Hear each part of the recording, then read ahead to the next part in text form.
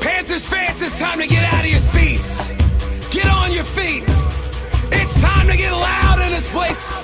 Are you ready? Let's go, let's go, let's go. Go, Cats, go. You know what's up when we raise the cup, say go, Cats, go. We getting amped when they light the lamp, say go, Cats, go. Since 93, one victory, say go, Cats, go. Go, Cats, go. Go, Cats, go. You know what's up when we raise the cup, say go, Cats, go. We getting amped when they light the lamp, say go, Cats, go. Since 93, one victory, say go, Cats, go. Go, Cats, go. South Florida, one tribe. Throw your hands up one time. All the way past West Palm. Exit one back to Sunrise. We FLA live. On the ice, it's a skate grind. Going hard every period. Game time is a great time. In practice, not average. Whole team will go savage. In the game, we get hat tricks with hard hits and rat tricks. That's victory. And Tell Stanley can sit with me as we watch live with the Pet fans right with me. Screaming out, let's make history. Saying, go, Cats, go. You know what's up when we raise the cup, say go, Cats, go. We getting amped when they light the lamp, say go, Cats, go. Since 93, one victory, say go, Cats, go. Go, Cats, go. Go, Cats, go. You know what's up when we raise the cup, say go, Cats, go. We getting amped when they light the lamp, say go, Cats, go. Since 93, one victory, say go, Cats, go. Go, Cats, go.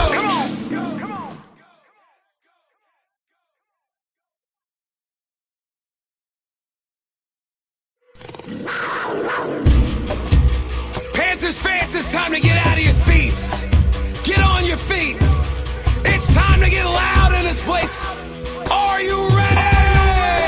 Let's go, let's go, let's go. Go, Cats, go. You know what's up when we raise the cup, say go, Cats, go. We getting amped when they light the lamp, say go, Cats, go. Since 93, one victory, say go, Cats, go. Go, Cats, go. Go, Cats, go. You know what's up when we raise the cup, say go, Cats, go. We getting amped when they light the lamp, say go, Cats, go. Since 93, one victory, say go, Cats, go. Go, Cats, go.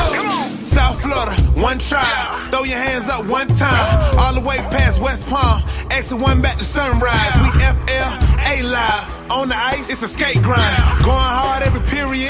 Game time is a great time. In practice, not average. Whole team will go savage. In the game, we get hat tricks with hard hits and rat tricks. That's victory. And Tell Stanley can sit with me as we watch live with the Pet fans right with me. Screaming out, let's make history. Saying, go, Cats, go. You know what's up when we raise the cup, say go, Cats, go. We getting amped when they light the lamp, say go, Cats, go. Since 93, one victory, say go, Cats, go. Go, Cats, go. Go, Cats, go.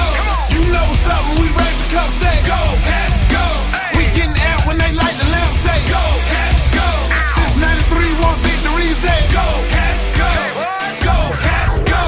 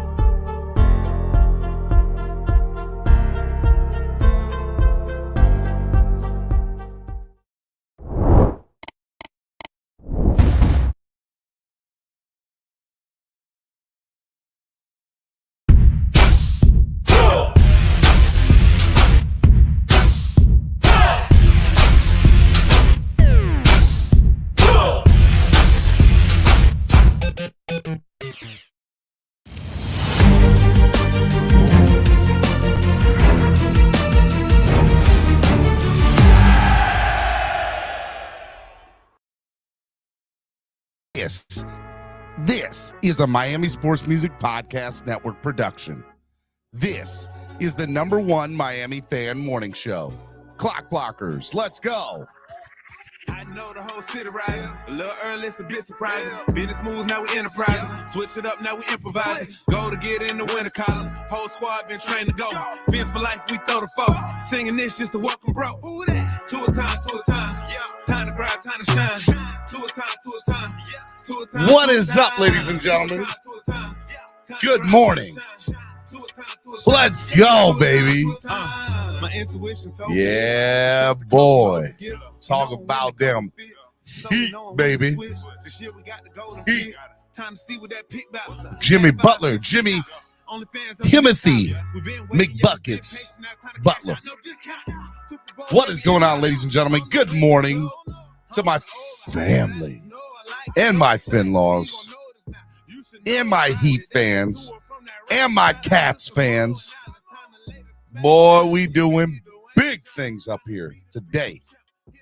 CLOCKBLOCKERS, the #1 Miami fan morning show. I am your host, Stephen D. You can follow me on all social media at Stephen D. SKPL. Spread kindness, positivity, and love. Make sure you follow me on Twitter, Instagram, the works. All right, make sure y'all do that. No, seriously. If you haven't done it, I don't know what you're waiting for. Follow Miami Sports Music everywhere, too, at MIA Sports Music on Twitter and at Miami Sports Music everywhere else. Make sure you follow us today. If you haven't done so already on your way in, hit the like button. Seriously, man, hit the like button. It's a big deal. Helps our channel grow. We cannot grow without your help. So make sure you guys hit the like button and do it. Do it now. Get to the chopper now. Make sure you hit the like button and subscribe to the channel. Have over 10,000 subscribers. We're trying to get to 11,000. Can't do that without your help. So make sure you are subscribed to the channel. Also, hey, look, if you want to sign up to become a member today, there are plenty of seats waiting at the table for you. No, seriously, there are plenty of seats waiting at the table for you. It's big deal. All right. So make sure y'all do that. Sign up to become a member of the family today.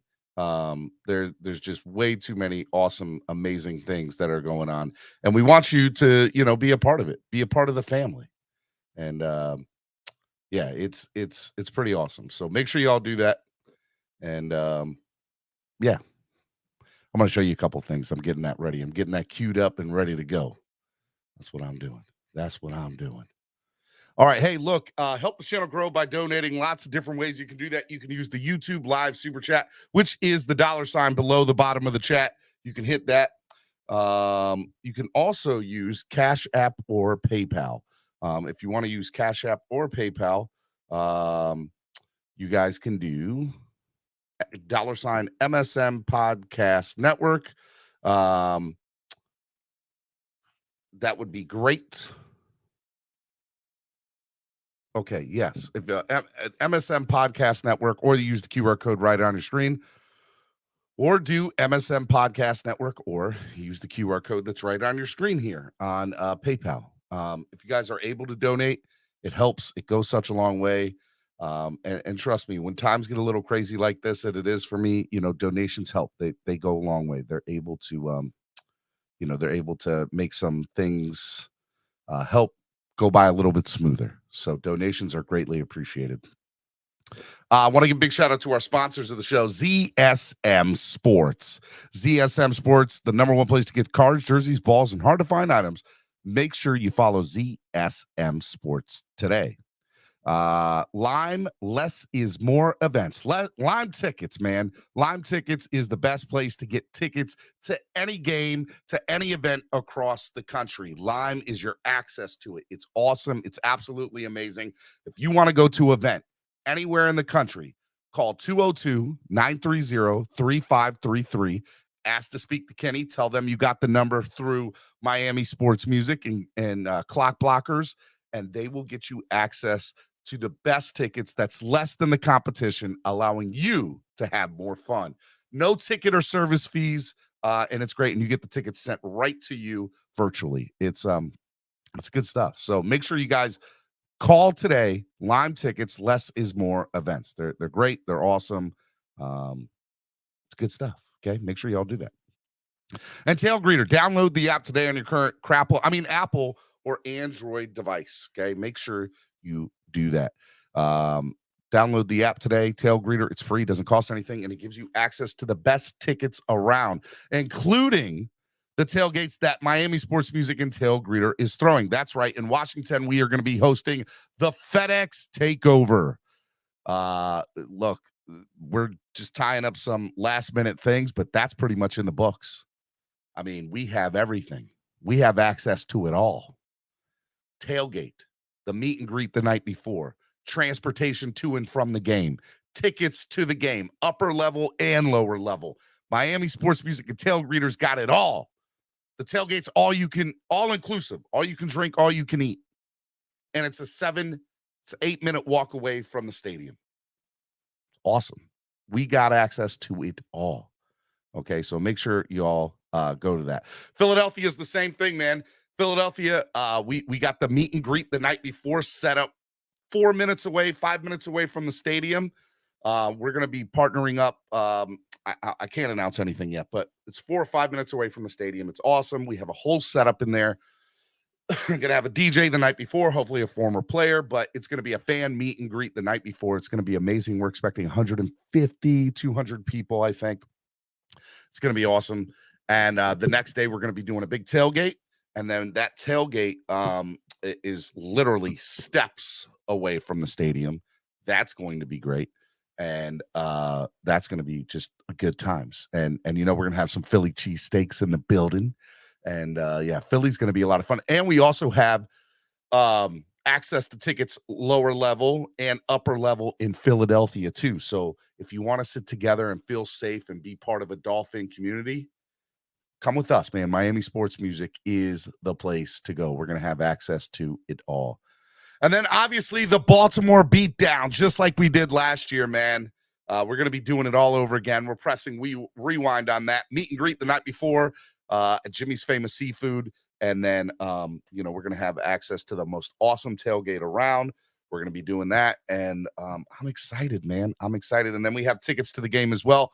Upper level and lower level access to tickets for you to purchase tickets through us to all those things. And yeah, man, we're doing it big this year. Big, I tell you, huge. So make sure y'all come out to all three: FedEx Takeover, Philly Finvasion, and the Baltimore Beatdown. Miami Sports Music and Tail Greeter bringing it to you, bringing you that fire. All right, man. It is Hot Take Tuesday, co-hosted every day with Nando Talk. Nando's going to be jumping on here in a few minutes at the top of the hour. So, be on the lookout for that. It's going to be good times. Yeah, man. Just definitely want to, see everything that you're going to do. So Nando just texted me and he said he's hopping on now. I like it. Let me say hello to the people in the chat because I haven't said hello. Who was first in here today? Marino's Goat was first in here today. Shout out to Marino's Goat. Shout out to you, buddy. Way to go, man. Love it. Love it. Cesar Diaz is in the building. Good morning with your dumb butt. That's somebody who's been listening to the show for a long time. Cesar, I love you, man. I really appreciate you this morning. When I see the little comments like that from shows long ago, that's how I know the loyalty's there. Thank you, Cesar. Manza Chill said, let's effing go. Like it. Good morning, Stephen and everyone. Canes 1989 is back in the chat. Teapot 954. Nick stomping back home, sad, and they Tims today. They sure are. Bing bong. Actually, you want to see something funny real quick? Let me post this up. This is Solo D went to the game last night. And if y'all know anything about Solo, he's not quiet. Okay. I know what's going on. Where them Knicks fans at, man? Come to me out of this thing, baby. Y'all know what's happening. We know we got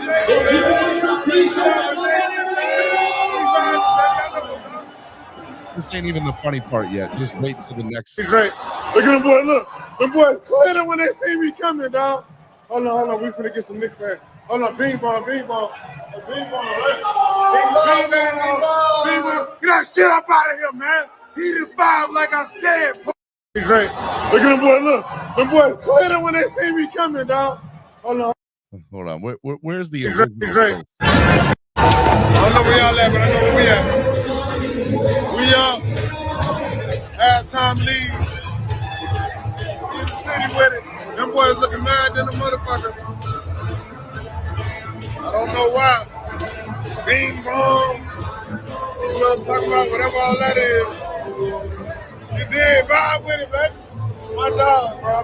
What them boys gonna do without us? Just talking straight up We gotta trash get to them the some Knicks jersey, fans. dog. I'm not even know. Y'all boys come to the pro shop. Nigga Magic fan, dog. Bing bong. Bing bong. Make some noise for the loving Oh, look at my dog. Let's go! Let's go! Hold on. Oh man, I can't find it. But he had a whole thing on. Here it is. Is this it right here? I think this is it. This We whole coming, video. dog. Hold on. We finna get some The whole Knicks fans. video. This Hold is on, great. bing bong. This is the best thing in the world. Bing bong. Get that shit up out of here, man. He the vibe like I said, partner. Hold on. We got some more. Bing bong. Let's go, man. What y'all thought was going on, man?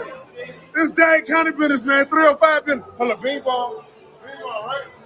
Bing bong. Get that shit up out of here, man. Bing What y'all bong. talking about, man? Come on, dog. Hold on. We got two more. Bing bong. Yo, I'm dying. Hey, y'all better stop playing, dog. And I ain't even on no Hennessy. You know what I'm saying? Bing bong. Hold on. Here we go. Bing bong.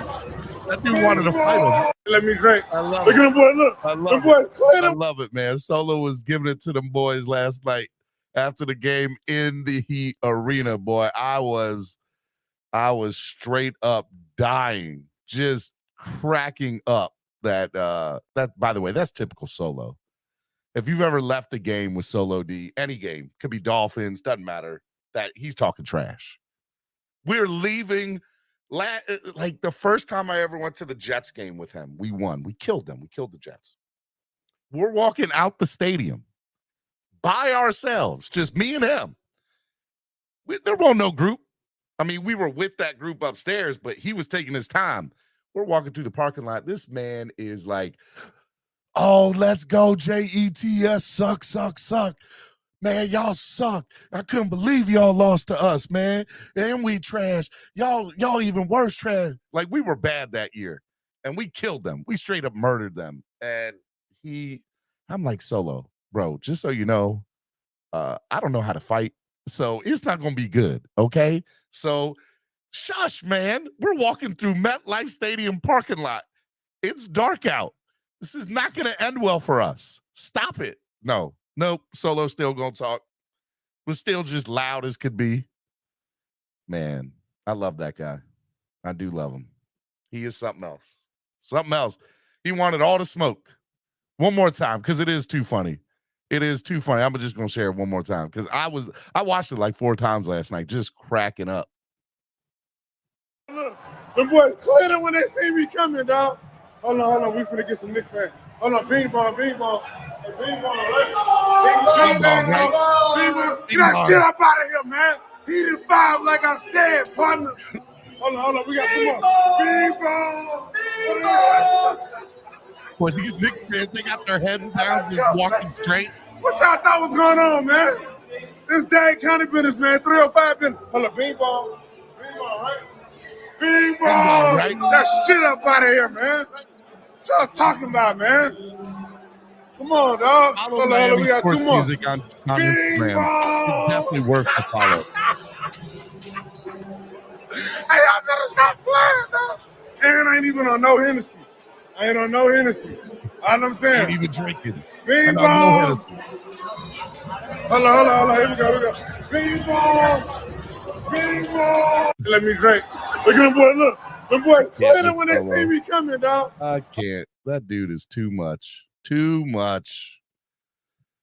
So yeah, Miami Heat won last night. If you didn't know, 109-101. Great game last night. I don't know anybody stopping the Heat all the way to the finals. I don't know anybody that's going to stop them. I don't think Boston's going to stop them. I don't think Philly's going to stop them. Either one of those teams, whatever one goes out. Jimmy Butler had 27 points again last night. Crazy. Bam had 23 points last night. Strus had 16 points. Kyle Lowry, Mike Lowry. Kyle Lowry finally showed up. Where he at though? Where he at? Kyle Lowry finally showed up, 15 points. And by the way, I say finally showed up in the playoffs, right? Not just last night. He's been showing up, but man, I've been waiting for it. Bing wrong. I like that, David. I like that. I'm going to have to give that to Solo. Maybe Solo will make a song. Bing wrong. Caleb Martin with 10. 1, 2, 3, 4, 5 players in double digits last night in points. 5 players in double digits in points last night. I know Kyle's been the man this year, but he ain't been there in past years. Those are facts. Go back and look. I watch. I agree. I look, Kyle has showed up in these playoffs. No doubt about it. But let me tell y'all right now, that man in past years and past have not. And by the way, Bam too. Bam gets the Bam? Come on, man. Bam's stats last night were 23 points, 13 rebounds, only 2 assists. That's fine. 38 minutes. That man, not only is he producing, he's putting minutes on the floor and being majorly productive. Everybody's like, no way, Bam deserves that contract. Oh my God. You do realize that the Heat have been in the finals a couple of years back and 1 win away last year. Bam has played, in theory, he's played to his level. He's played to his contract. Just saying. Bam has done what he's been asked to do. So, look. And then Kevin Love, too. Kevin Love playing 23 minutes. Not a lot of points, but 5 rebounds, 2 assists, 8 points. But 23 minutes. He's being productive where he needs to be. And those are productive minutes.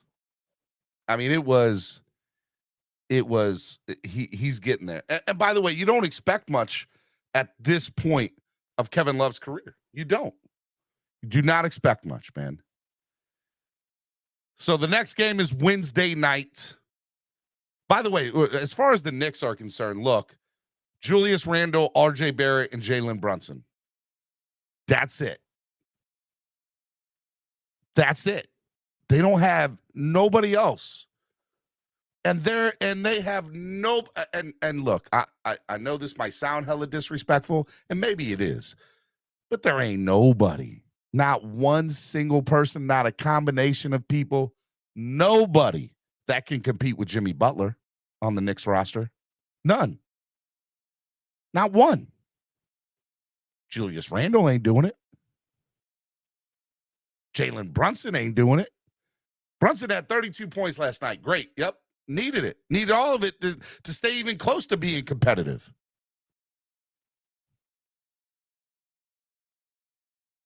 There is nobody on the Knicks roster that can compete with the Heat.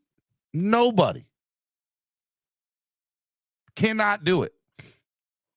So the Knicks are obviously going to get beat in 5, which you know I'm about that life. So let's go.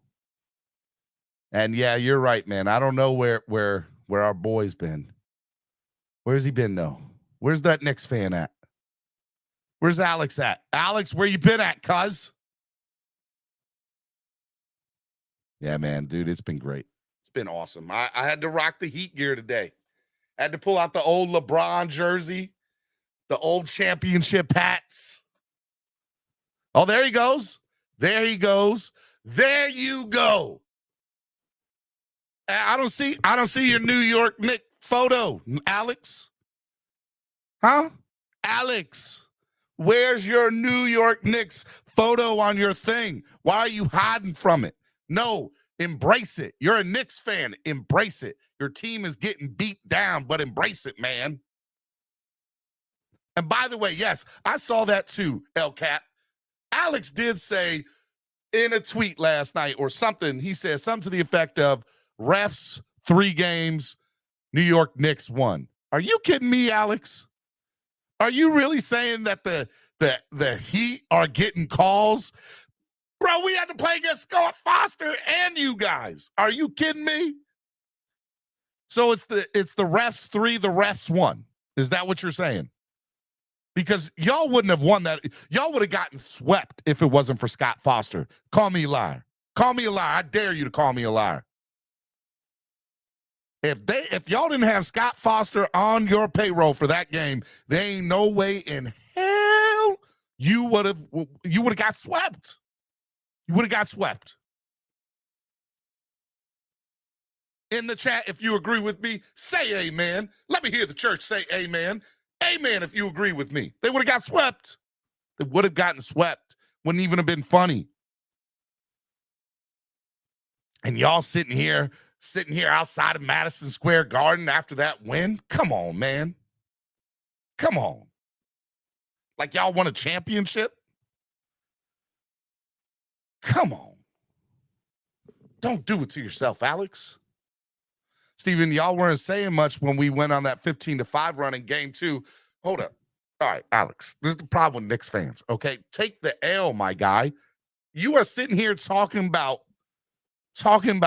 a 15-5 run in one game, in one moment in the playoffs, in a series that you have been dominated in. Dominated. You've been dominated on the boards. You've been dominated with point, like everywhere you have been dominated except for, and by the way, you're talking about a game 2. It's like, look, yep. This man talking about game 2 with no Hemi Butler. I know. It's hilarious. It is hilarious. Talking about game 2 with no Hemi Butler. I'm gonna say it again.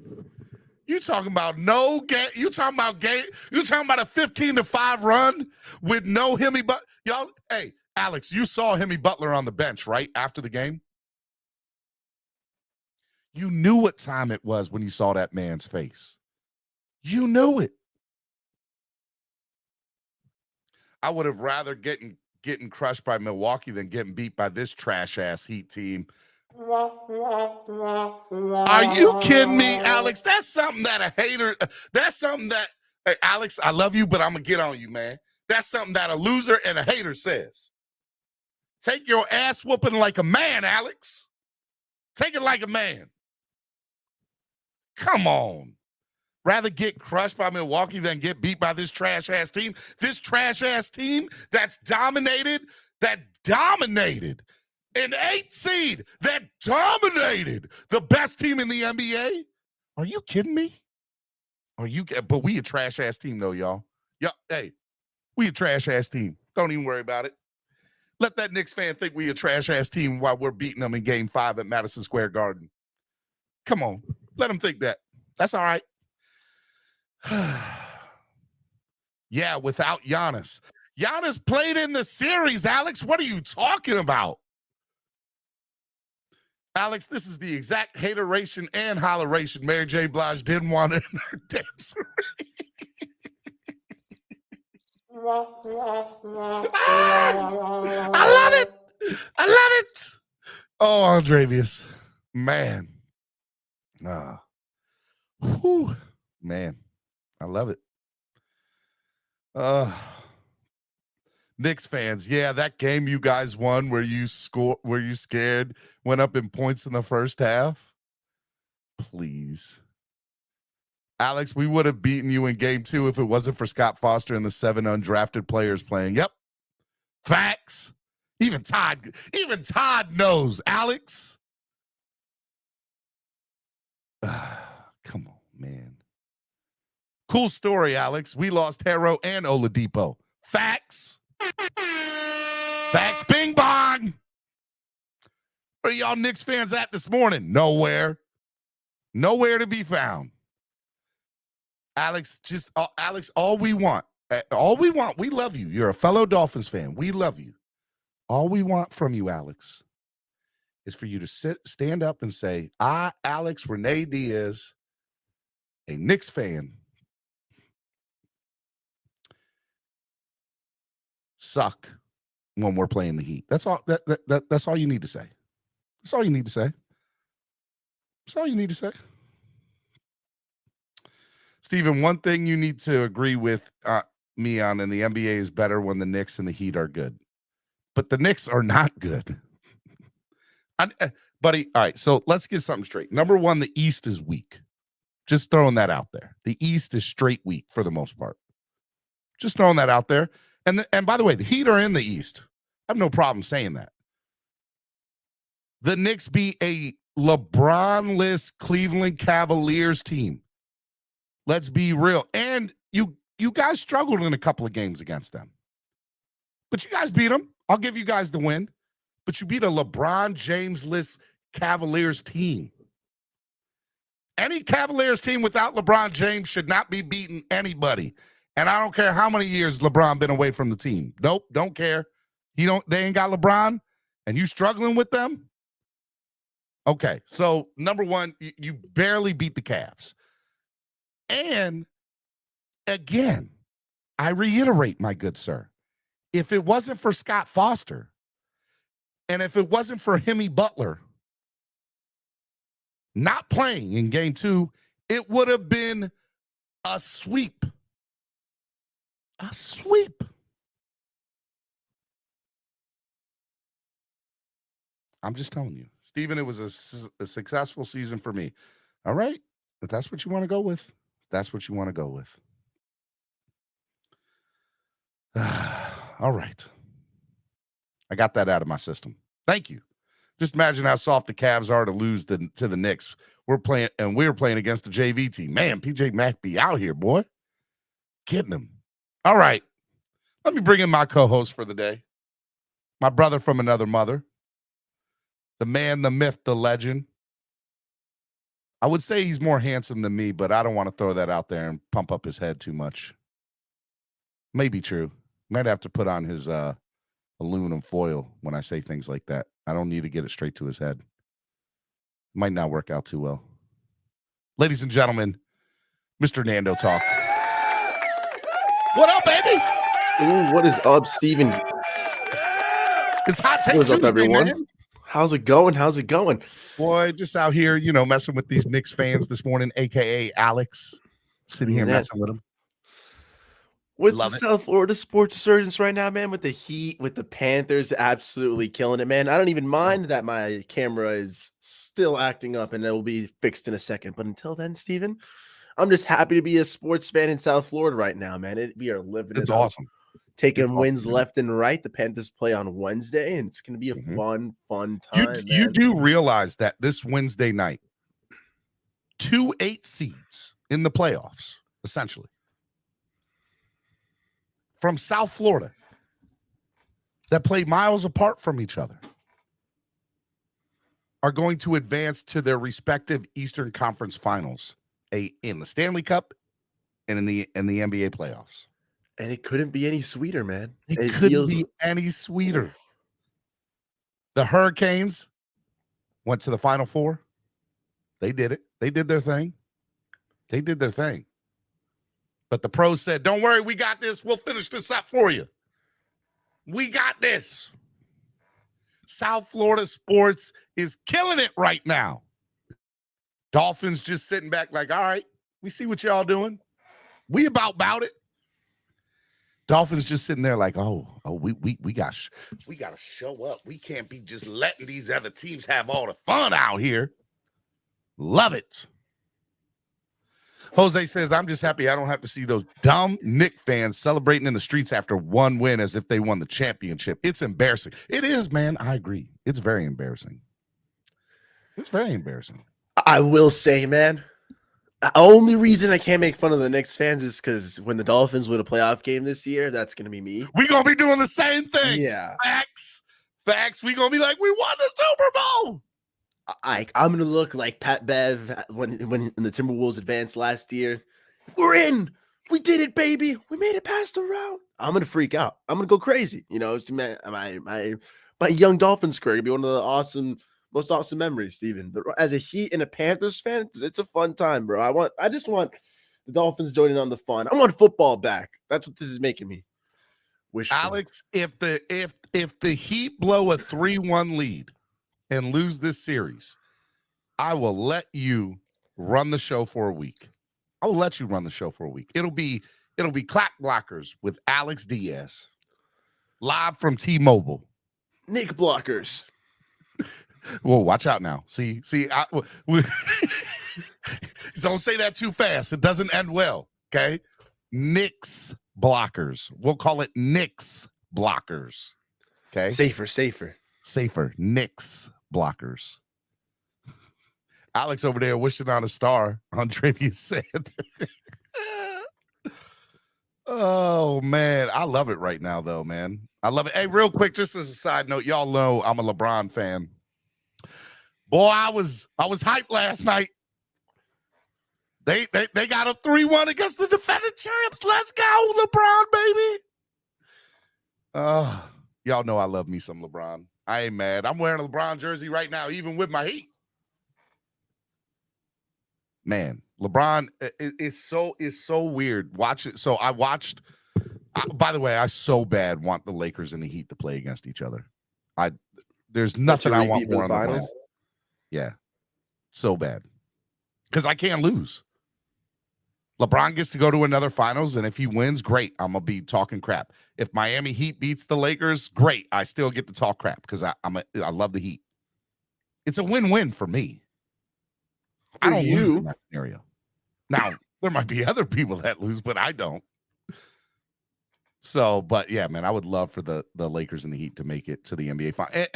And by the way, it would also further tell if the Lakers and the Heat make the NBA finals, it further confirms that the bubble championship that the Lakers won is legit. It gives it more legitimacy. Because 2 years later, the teams made it again to the NBA finals. So you know it wasn't just a fluke that they were in the bubble and got lucky and won, which is what some people try to say, which is BS. You can't say that.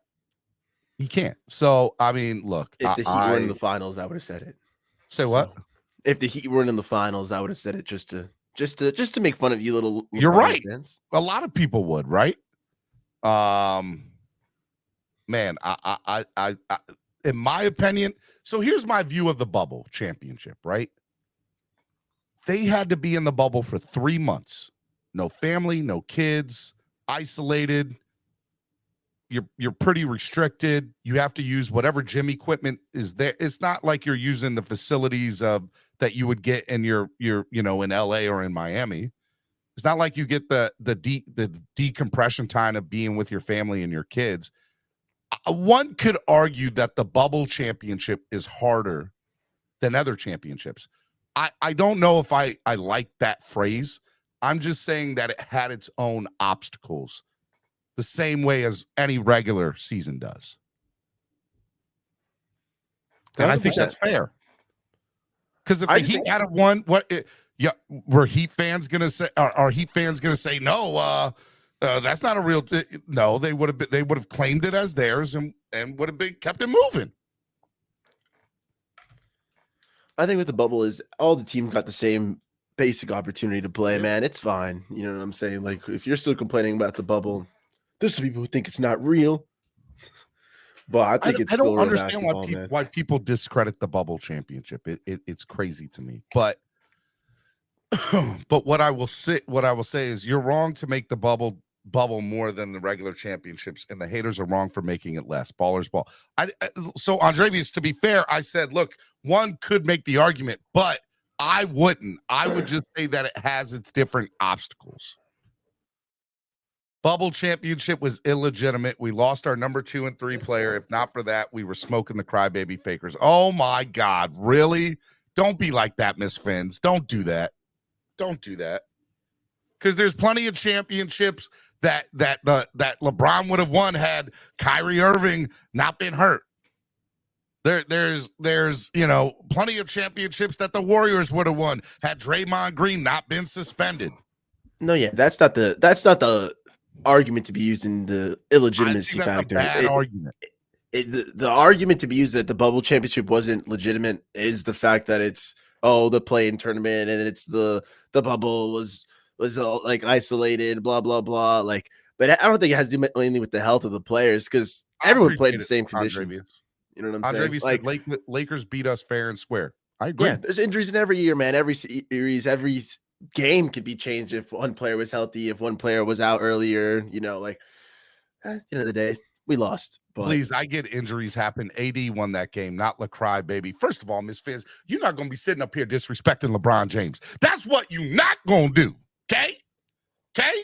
You're not going to sit up here and disrespect the GOAT like that, okay? It ain't happening.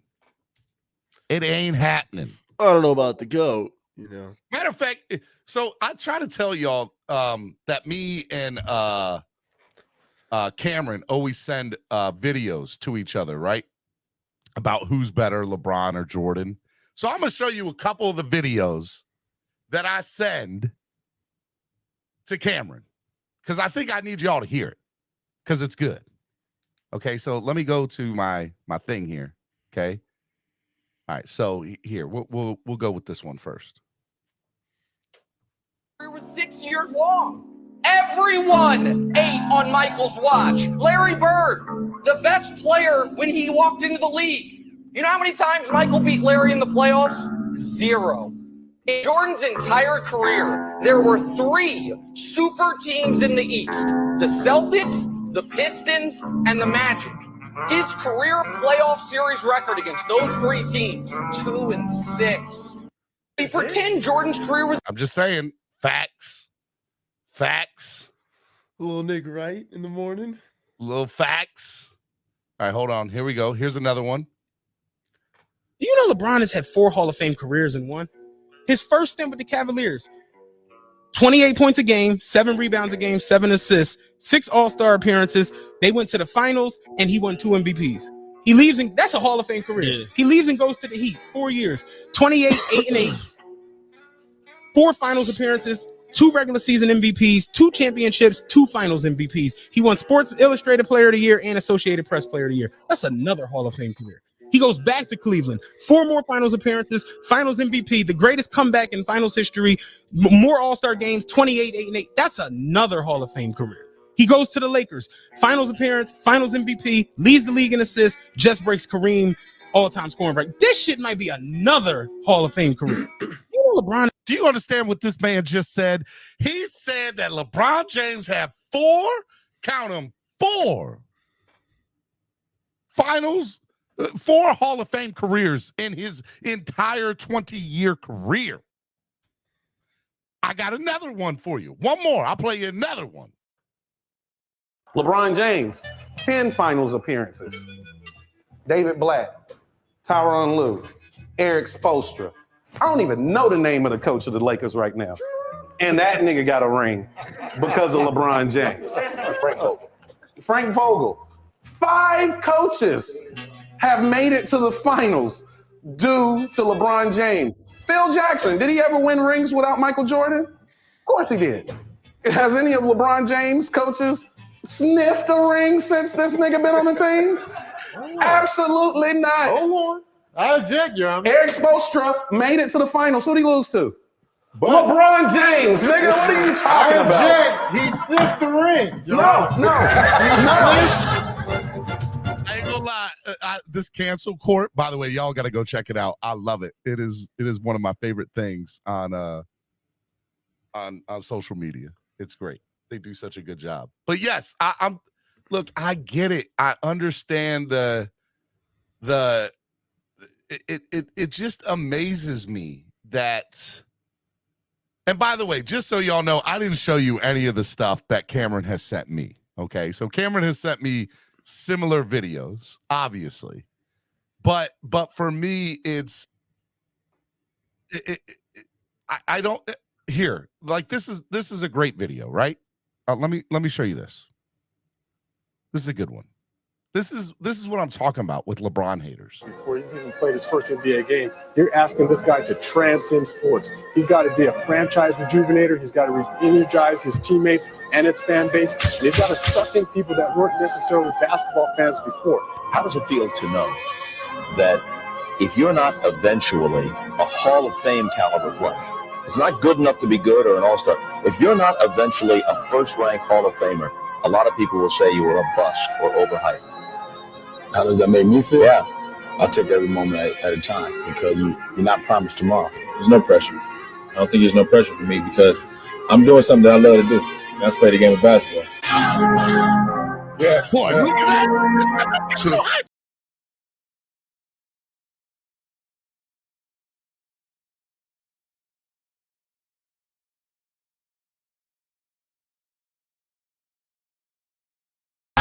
When you give a guy I'm telling y'all right now, the man is the fucking GOAT. Stop playing with me.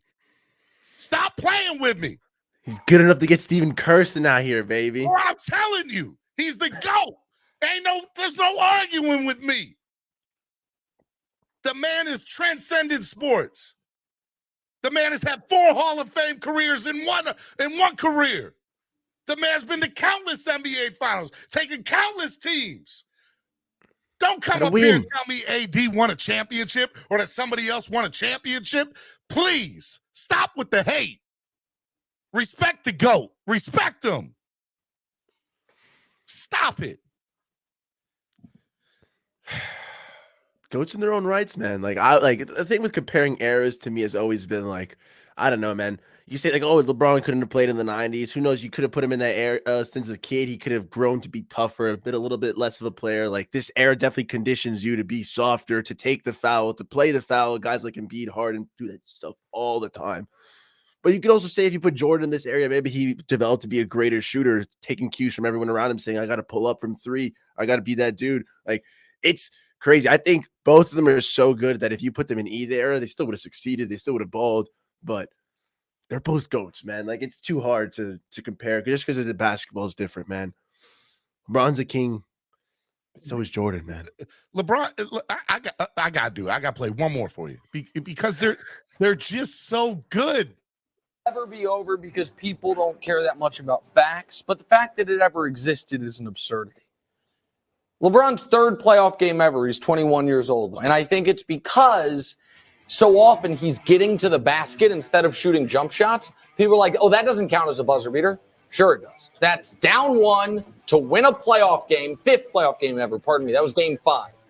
He's 21 years old. Less than a second left to tie or take the lead. LeBron James is now 7 or 12 in the postseason. Every other MVP in the last 25 years is 6 of 45. Let that wash over you for a second. That includes Kobe, who's 2 of 6. That includes Durant, who's 1 of 6. That includes Harden, who's 0 for 5, and Russ, who's 0 for 5, and Giannis, who I think is 0 for 2. That every guy who's won an MVP in the last 25 years has made 6 of them combined on 45 attempts. LeBron's 7 of 12. Brew, it never should have existed as a narrative. And the numbers now, the only guy in modern NBA history, in fact, you know what? In all of NBA history, there's only 3 guys who could be in the conversation. West, Jordan, LeBron. And if you want to take West out of it, and Shaq. All of it, fine. It's Jordan and LeBron. And there's no 3rd place that's close. I hope y'all heard Shaquille that. O'Neal. No Greatest player of way. all time, baby. No way. He's the best big man of all time. I'll give you that. Well, that's why he's the best, big bro. man of all time. That's why he's the best, man. He would have rocked Jordan. He would have rocked Nick LeBron. Wright doesn't know baby. what he's talking about when it comes to the Dolphins, but he's a genius defending LeBron. Make up your mind, Stephen. He's got a niche role, okay? Noob, you're not wrong, bro. I definitely do not like his Dolphin takes. I definitely do Stick not to like basketball, Nick Wright, huh? Dude, basketball Nick Wright is so much better than football Nick Wright. Oh my God. Oh my God. Shaquille O'Neal is the only one in true GOATs. Get the heck out of here. I don't even like Kobe, but I put him way above LeCry.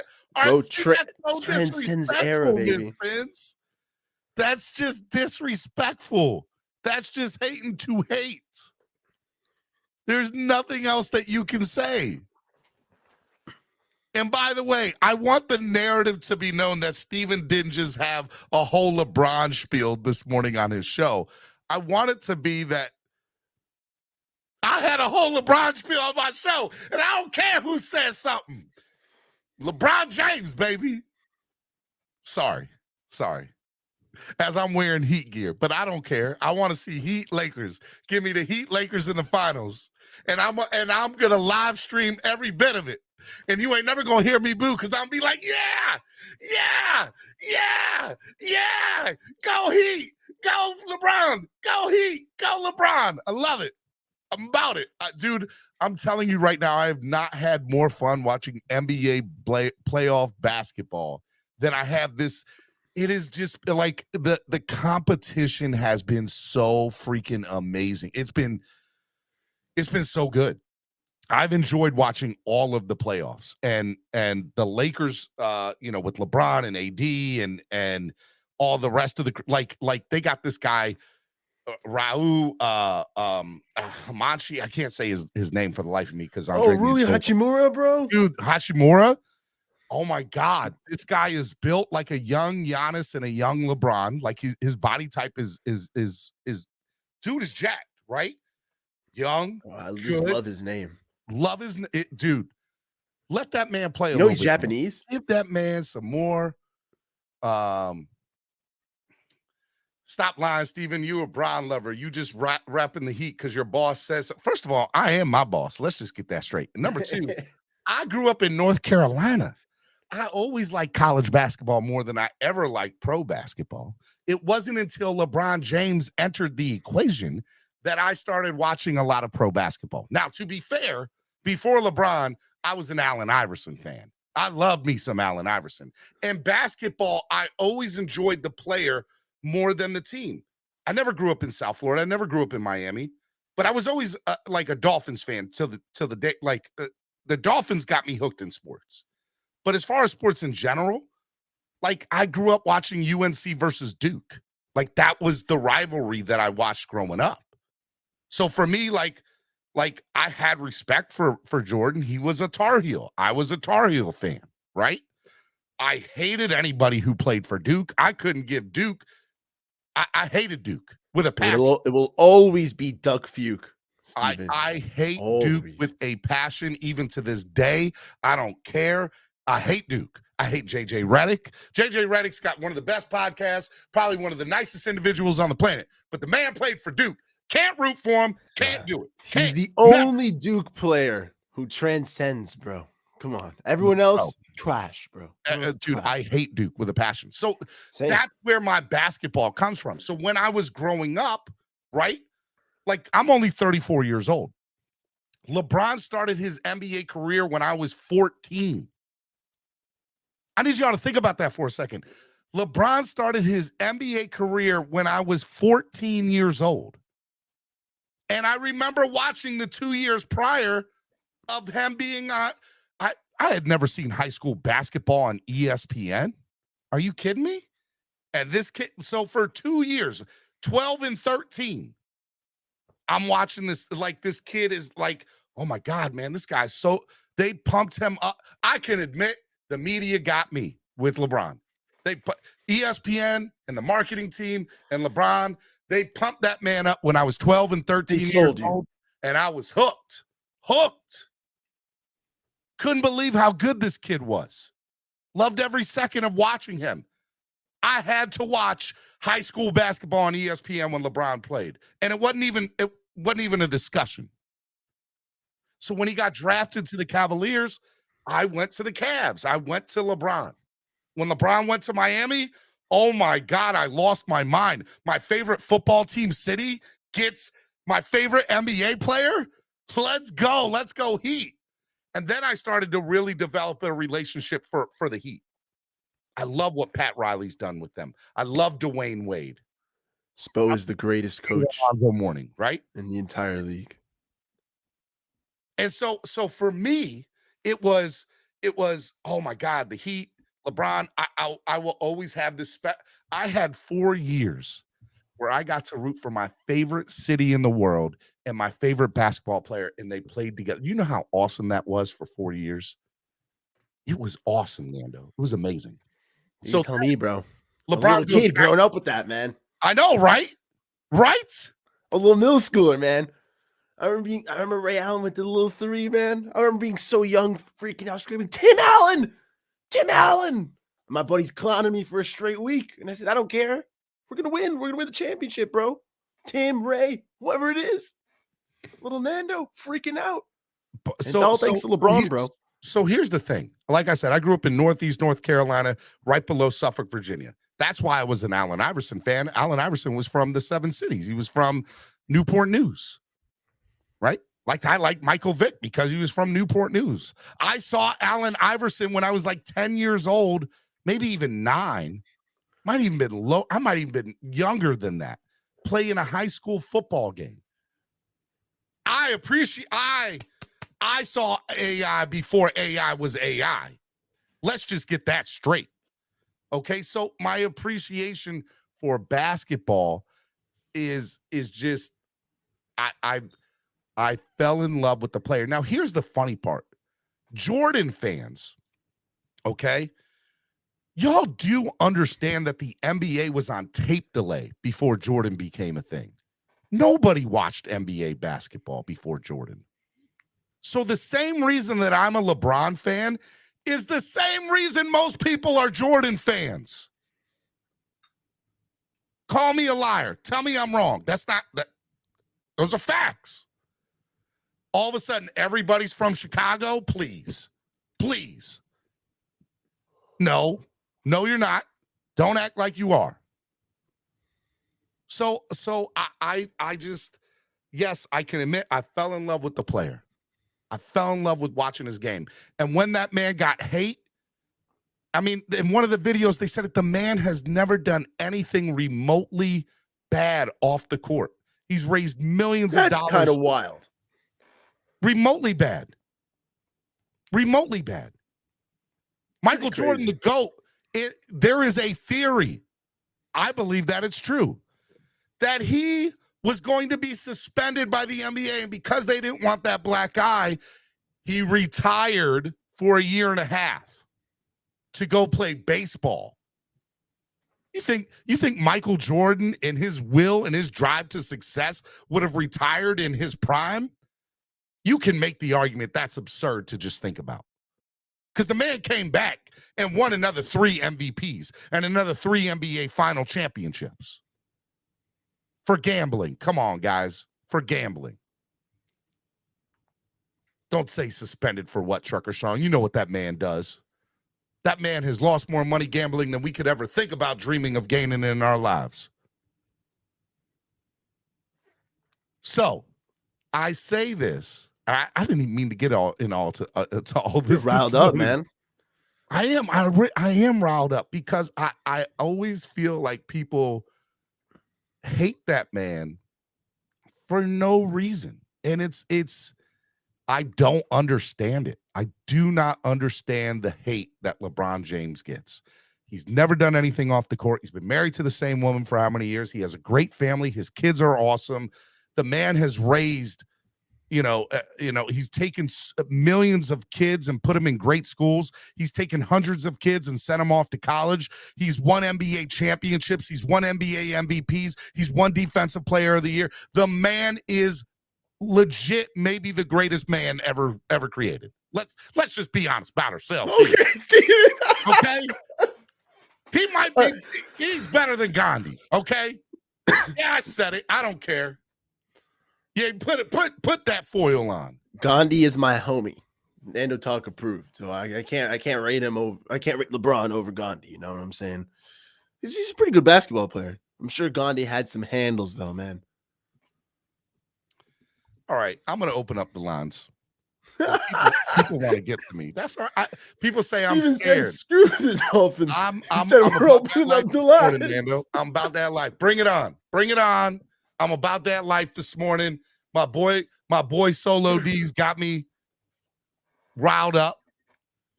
I'm about that life this morning. Bring it on. Hit the like button, by the way. Hit the like button or the thumbs down. I don't care. Hate. Y'all bunch of hating ass. What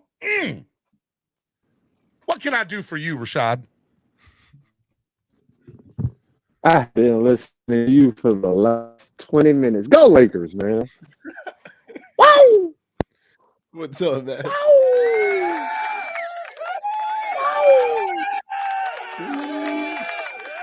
Look, hey, How y'all doing? it's How you go doing? How you LeBron. doing? I can't say go Lakers, but I can say go LeBron. Go, Let's go, Sean. go LeBron. LeBron can lead. He almost lost us the game. You know that, right? It's the Los Angeles LeBrons. Okay, I will Did you not call them the Los Angeles Lakers.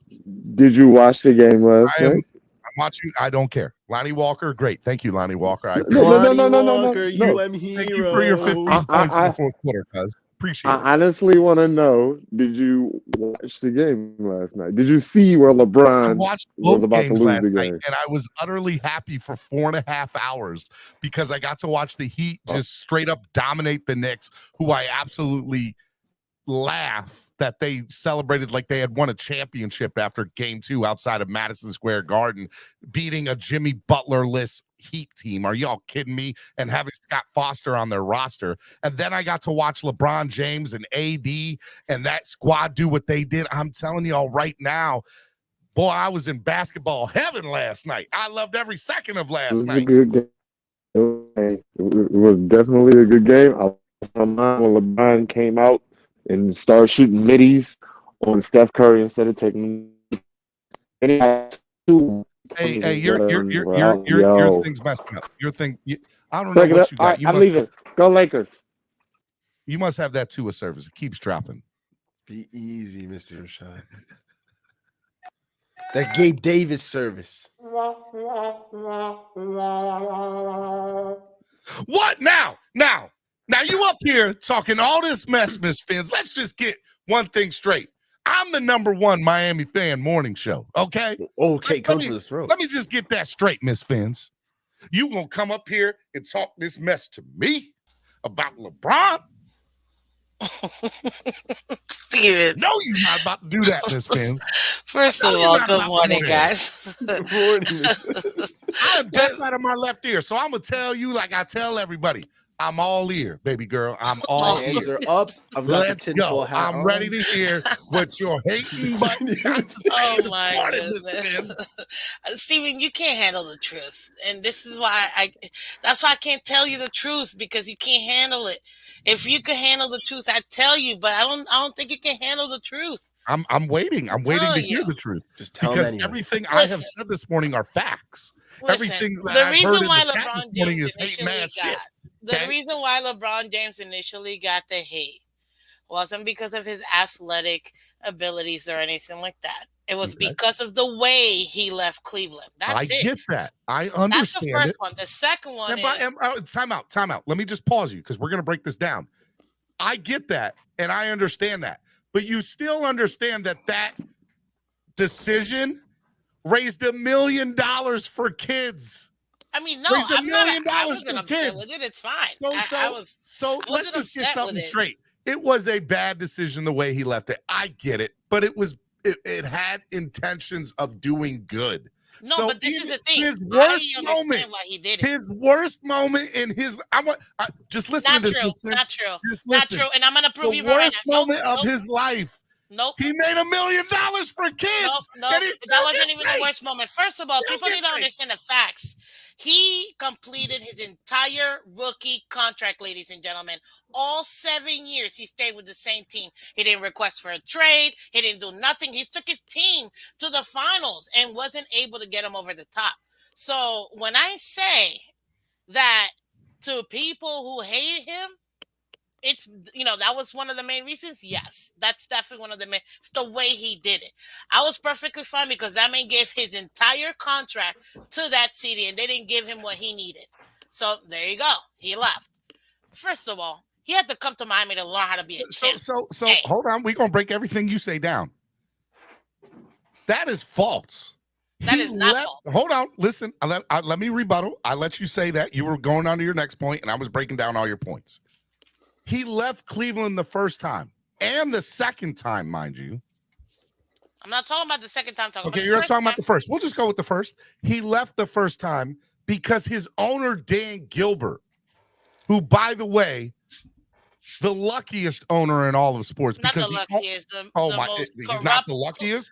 Man, he better thank God that lottery ball came to him and he got LeBron James. Lottery picks, hold on. I'm not finished. Let me finish.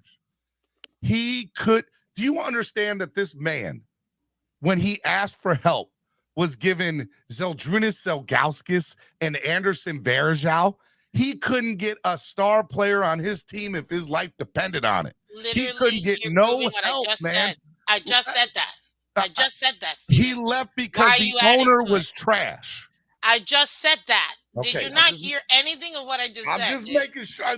But Did you not hear that I said But he how gave is him that 7 LeBron's years? fault? Why is that completed- LeBron getting hate? Hold on, that's not LeBron's fault. I'm actually for LeBron when he decided to leave because, again, he took his entire rookie contract, completed the whole thing with nobody, no help, and never got what he needed to make You're it right. over the hump. You are So correct. this is a pro LeBron point. I don't understand why you're coming at me for it. Because you're Literally, coming at me I about said my why. stuff. No, that first one, I said why he left, and I could understand it. He gave them their all. There was nothing else he could have given them. They were not going to give him what he needed, so he chose to leave. He was Okay. well within his right. He was Well, done. that doesn't answer to me why LeBron James, as my man, is sitting here drinking a beer. I love it. I No, love it's it. a Jarrito, I think, right? Okay. So the Drinking a juice or soda. something like that. He's like, I'm just gonna sit back and watch y'all and drink a refreshing ice cold, whatever. Yeah, it is. no. Listen, that's the reason why he got it is because of the way he left, not really because he left. He completed his I mean, some people obviously were going to be mad at him for leaving, but they didn't give him what he needed, and he was a cheap owner, and then ended up getting 3 back-to-back first round lottery picks, which was statistically impossible, but somehow they always got it anyways. So I don't believe in the lottery for the NBA. A. B, the real reason why he got the hate afterwards when he came to Miami is because of the way he left Miami. Miami gave him the world. We gave him everything. He had his own county, Broward County. Like, we literally gave him his own county. We gave him the world. And you know what he did? See, and this is where I lost respect for him. Okay. It's the way he left. Okay. The way he left. And let me explain. I need my own aluminum foil, but go ahead. Okay? The way he left. Why? Because we brought in players for him. That last year, he was looking and clamoring for this one player. Don't even ask me his name. I can't remember. I think it was S something. It was his name. We drafted that player for him. We got him the position. Shabazz Napier. Thank you, Napier. Shabazz. I know it was an S name. Yeah. We got the player that he wanted. We got the team that he wanted. We were giving him the max contract again. And not only did he not just leave, he waited till the last second. Kept us with all of this that we did for him. Is like, oh no, I'm just gonna leave. That right there, he lost all my respect. He would have kept my respect if he would have actually been like, you know what, Miami, do whatever you want. I'm not resigning. Okay, dude, no problem. That gives us enough time for us to actually look at the draft, see who do we want to draft, where do we want to make moves, who do we want to sign in free agency. No. What he did was the most backstabbing move ever to a city that gave him the world and championships. Okay? Stop, because he did it, okay? Okay, all right. Are you done? Is you finished or is you no, done? I'm not done. I'm not done because this is the hurry real up reason now. why I he got gets a people in real the back hit. room that want Right to get here. in. This is the real reason why he gets the hit. I need 30 seconds. Go ahead. Because of the way he left Miami, that's why he got most of his hate. That's it. Because right now, had he done the Miami Heat right, like how we did him right, it would have been fine. But no, he's just a ring chaser like KD. And all he does is, oh, well, you know what? I can't hack it no more. So let me go somewhere that's with fresh legs so I can go ahead and hop on these young studs back and win all these championships. That's it. Listen, I'm okay with football, but don't get me started at basketball, sir, because that's my baby right there. And don't even pretend to think that Jordan is even that he can even Are you done? come Are you close to done, Miss Jordan Phins? in Are the you GOAT done? Are you done? Are you done? category, because it's not gonna happen. Okay, listen. Number one, okay, I got a couple things to break down to you. Number one, LeBron didn't owe Miami shit. He didn't owe him nothing. He came, brought Chris Bosh with him, by the way. Wrong. That was Wade. I didn't interrupt you. I'll let you talk. Just say it, but say it right. Wade brought LeBron. No, Wade they brought, all check it out. Bosh. They all got on a phone call and said, "Where do we want to go play together?" Wade and Dwayne brought said, And Dwayne Wade said, there's no better place to play than South Florida. Come here and play in South Florida. And LeBron and Chris Bosh looked at each other and they said, you know what? You're right. Let's go to South Florida in the wonderful weather and the beautiful food and the wonderful nightlife. It makes so much more sense to play there than trash-ass New York or trash-ass Cleveland or trash-ass Toronto. Yes. Miami was the perfect place, and Dwayne was already there, had his foot cemented already in it, and they had everything good to go. Already a champion. All already right, knew how fine, to win. whatever. Okay. Two things. He didn't know Miami anything. Let's just get that out the window, okay? Miami Heat fans in the Heat should be grateful that LeBron came there for 4 years. And by the way, why he was there, he went to 4 straight finals. Oh, my God. And won 2 of them. Oh, my God. The only reason that they lost the other 2 is because, for real, they played against one of the best teams ever assembled in Golden State. So don't tell me that LeBron did Miami dirty or did Miami wrong, because it's not like he went straight to LA after that. He decided, you know what? I won my championships. I'm good. I want to win one for my home city. I have no problem with that. Hold There's no problem. Go back home. Steven, wait. That's what he did. Hold up. Then you didn't pay attention to what I said. I said the way he left. Leave, bro. You did your contract, bro. That's fine. Don't be mad but you didn't that have he to left. do us dirty like he did. Because, see, this is the difference. When he left Cleveland, it was the Spurs and Mavs. My bad. Okay, you're right. It was the Spurs and Mavs. My bad. It was Spurs and Mavs. I said Golden State. My bad. But those are still 2 great teams. He completed his contract. He was actually done. The difference is when he left Miami, he still technically had, I believe, 1 more year in his contract, if I'm not mistaken, and we were gonna sign an extension. Please, okay? Gabriel, please. And this is the other thing too. It's the way he left. We didn't. If he would have just been like, you know what, Miami, I'm not resigning. I want to go back home. He Fine, said bro. that Leave. to him. Leave. He said, look. No, look. he didn't, Stephen P. Because now you're talking about my childhood. Fans, okay? I love you. I love you. I got to bring other people on. Hold on. 1 second. One last thing, real quick, please. This is the thing. He didn't say anything to the last day of free agency, okay? Where we couldn't make any moves, where we had already spent all this money for the players he wanted, brought in the team he wanted, okay? And he's like, no, I'm going to sign with Cleveland, which is fine. Sign with Cleveland. But damn, we give you the world and you can't even give us the courtesy. The courtesy. We open up our doors. We open up everything for you. And you can't even give us this courtesy of being like, you know what, Pat, thank you so much for everything. I'm going to go to Cleveland, or I'm going to make moves. I'm not coming back. Do what you need to do. Sign whatever you got to sign, but I won't be back. You know what it is, because he was a coward and he didn't want the Heat to beat him. That's it. He didn't want the Heat to make another team that he knew would have destroyed him. So it is what it is, bro. At the end of the day, he lost my respect. He knew. This Phins, I got to let you go because I got other people in the back. He was going to get destroyed. It is what it is. But, hey, wrong. I love you, Steven. I love you, yes, too. Yes, he was. Bro, he was going to be destroyed. You've never been more wrong in your life. Pat Riley. Never been more wrong in your life. Pat Riley. Okay, I love you, sir. Okay, look at what we're doing with the nobody. Number two what we're doing with nobody. The number 2 morning show that you are. The number 2 morning show that you are. He did not want to give number Miami 1 and you're number 2, Miss chance of beating him. It is what it is. And number 1, super early morning show. Thank you very much. Okay. I love you, Miss Phins. Be good. I love you, Steven, but come on, man. Do not get me started, especially with this. All That's the reason why. And you missed a super chat. You got to read that real quick for me. I do. I got 2 super chats I haven't read that. So let me do that. Let me do that real quick. All right. Care, Miss Phins. All right. So number 1, first one is, oh my God, there was so many chats here. Caslin said Jordan is the only GOAT, and it's not even close. LeBum wishes he was as good as Jordan. Jordan 6-0 in the finals and only player to score 3,000 in a season. Okay, but that's because I don't have anything to say to that.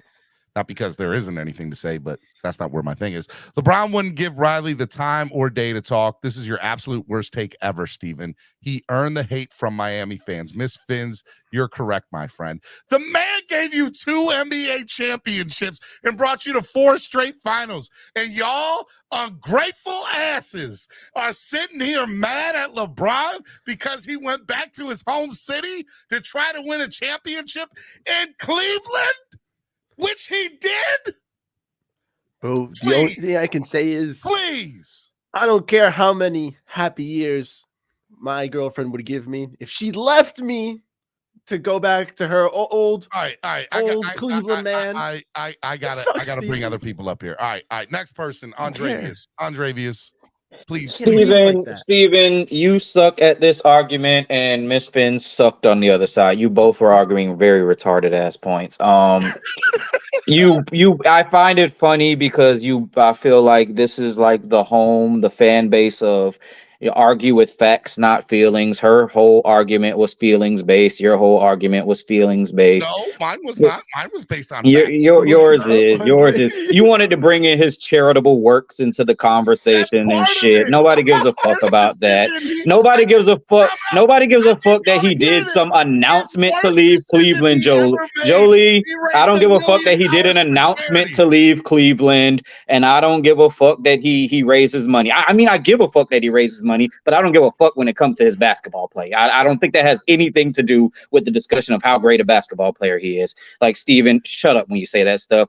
Jolie, hush up when you talk about, oh, he left Cleveland. Oh my God, he raised money while he left Cleveland. Who gives a fuck? Who gives a flying fuck? Anyways, the fact of the matter is, I also don't understand Miami fans who hate LeBron James so much. I really don't get it. I like, again, you're working in your emotions. You're in your emotions because he tried Pat Riley. Yes, he disrespected Pat Riley, but so fucking what? Get over it. Any team in the world that only has 1 championship in their history would want 2 and 4 years. Anybody would take that. No, any team period would take 2 and 4 years. What do we always say? Wait. I feel like this is the same fan base that hates LeBron for giving us 2 and 4 years and leaving us high and dry. That says, you know what? If Tom Brady comes and gives us 1 and we suck for the rest of ever because of whatever he did, I'm fine with it because he gave us 1. And it's like, okay. You can't have it one way and not the other. Like, do you want championships or do you not want them? Who gives a fuck about the after? Listen, if you're a Heat fan, you know, like, you don't want to admit it. Those were the 4 funnest years of your life being a Heat fan. It was so fucking fun. Even we lost games, it was like, I don't care. We're gonna be in the fucking finals at the end of the year. It doesn't matter. It was like window today. Y'all got me pumped. I don't get the hate for LeBron. I get if you don't think he's the GOAT, because I don't know if I think he's the GOAT either. I think there's an argument to be made. There's an argument to be made. There is an argument to be made. So I don't understand the people who don't think there's an argument to be made. But if you got MJ over him, then fine. MJ is a GOAT. I think LeBron is a GOAT as well. I think you ain't got to put 2 bad bitches against each other personally, but you know, that's just me. So yeah, Heat fans, get out your fucking feelings. We won 2 championships. The only thing we could be mad at LeBron for is that fucking meltdown in 2011 against the Mavs. That was a meltdown. That was a total meltdown. But then he got his get back next year. He got his get back the next year, and then we lost the next year. And y'all don't want to admit it, but LeBron played well in that finals. It was Dwayne Wade fucking declining. Anyways, hey, whoa, watch out now, Miami Heat fans. I love Dwayne Wade, best player in our franchise history, but those last 2 years he was definitely declining. He wasn't Dwayne Wade anymore. They don't like the facts. They're operating in their feelings. They get mad when you operate in your feelings when it comes to the Dolphins, but they do it for the Heat for some reason to hate on LeBron. It's very hypocritical. Bring Tom Brady, get us 1 ring. I don't care what happens after. Bring Tom Brady, get us 1 ring. All I care about, let's get a ring. If we suck after that, it's fine. Ain't that what they always say? LeBron, hey, he came, we got 2 rings, not 1, 2, and then we sucked after for a while, but whatever. My favorite line this morning is you don't have to pin two bad bitches against. You don't have to pin two bad bitches against each other. You don't have to do that. Man. You don't have to do Mount that. Rushmore of goats for sports. Like, you know what I'm saying? you don't have to put two bad bitches against each other. They can both be bad bitches. Like Halle Berry and Beyonce are both. Miami's too emotional. Halle Berry and Beyonce are both bad bitches. We don't have to put one against the other. Sorry. Halle Berry. Yes, I agree. We don't have one GOAT president, man. We have a Mount Look, Rushmore, man. I need to give. Go ahead, Nando. Go ahead real quick before we bring in the next guest. Dude, like, I like what Andreas said, man. You don't have to put two bad bitches against each other, man. There can be two GOATs. And yes, it's like a weird point in sports, but you want to peg it as one guy is the greatest. But especially in basketball, football, positions are so different. There should always be I think there should be like a Mount Rushmore, man. Like other like the concept's already been done, but like you shouldn't have to peg it to one or two GOATs, man. One GOAT, you know what I'm saying? You get 2-3 guys up there, cream of the crop. So you don't have one greatest president of all time. You know what I'm saying? We've got 4 dudes on the mountain, bro. Like, look, you're right. There is a Mount Rushmore, but I'm telling you right now. Oh, by the way, did I get booted? Was that what that $10 was for?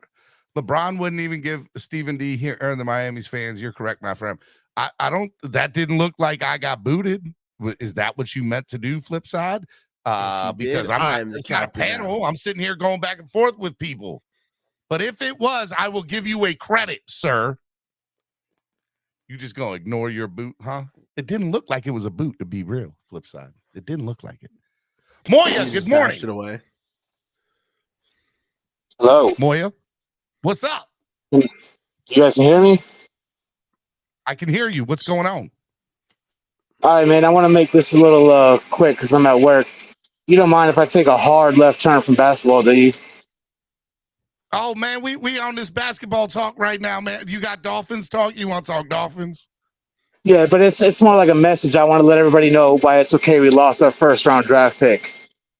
Okay. Hey, look, man, the floor is yours, my friend. Appreciate you, Steven. So, real quick question for you. What if you found out today that every day Stephen Ross takes off his suit when he goes to bed, he's got Jets pajamas underneath? How would that make you feel? I would die. I would die a little bit inside. It would be so horrible to is that true? Do you have sauces somewhere that is put your aluminum foil back on, Nando? We can't be just hearing all this without no protection. Do you know something, Moya? Do you know something that we don't know about Stephen Ross? I'm ready to accept it. They got to him. Choir man, look. I should have had a tinfoil hat on. Oh my goodness. They got him. They got him, Nando. They got him. He was about to give us truth bombs, and they got him. The internet got him. The Matrix. He got lost in the Matrix, man. What are we going to do? What are we going to do, man? Get some more. Steven, you can hear me? I did, man. I don't know, man. I think be careful. Be careful what you say. They might come get you now. So, did you know about Bruce Beal in 2016? He was supposed to be the future owner of the Dolphins. Yes. Right. So when that happened, I was excited because I didn't like Stephen Ross at the time for changing the logo and all that other stuff, right? So I had started Googling some stuff about Bruce Beal. And for whatever reason, I went into images, probably just to get a picture of his face. And I can't find the pictures now. If we get this out into the Twitterverse, I'm sure somebody can find it. But Bruce Beal, bro, is a Patriots fan. There is pictures of him on the internet. I think we knew that. I think we knew that. Everybody already knew that? They were just okay with it? I mean, I wasn't okay with it, but I think we knew that. I think that was confirmed after the whole thing went down. Real talk. I think that's why nobody wanted him to be like the line of succession, right? And I'm glad he's not in Succession anymore. Yeah. Oh man, I thought I was alone here, bro. Because I keep talking to other Dolphins fans, and they're like, "Oh no, I never knew that." Nah, I knew that. That's old news, man. We knew that. Well, look, man. The way I feel is I would be perfectly happy losing all our first round draft picks just to make sure a Patriots fan doesn't own the Miami Dolphins. You feel me? This guy. This guy. I mean, look, man, I hear you, and I, to an extent, agree with you, but we need our first round picks, man. I'll sacrifice all my 7th rounders.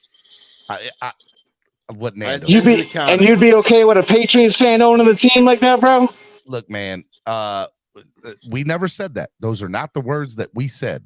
Okay, don't put words in our mouth, Moya. That's not what we said. But that's the way it feels, dog. That's the thing that got me into other sports, bro. I didn't watch other sports before I found that out. Now you interpret your feelings towards us. Okay, what we are saying is we're glad that Bradley Beal is not in succession as the owner of the Miami Dolphins, and we are glad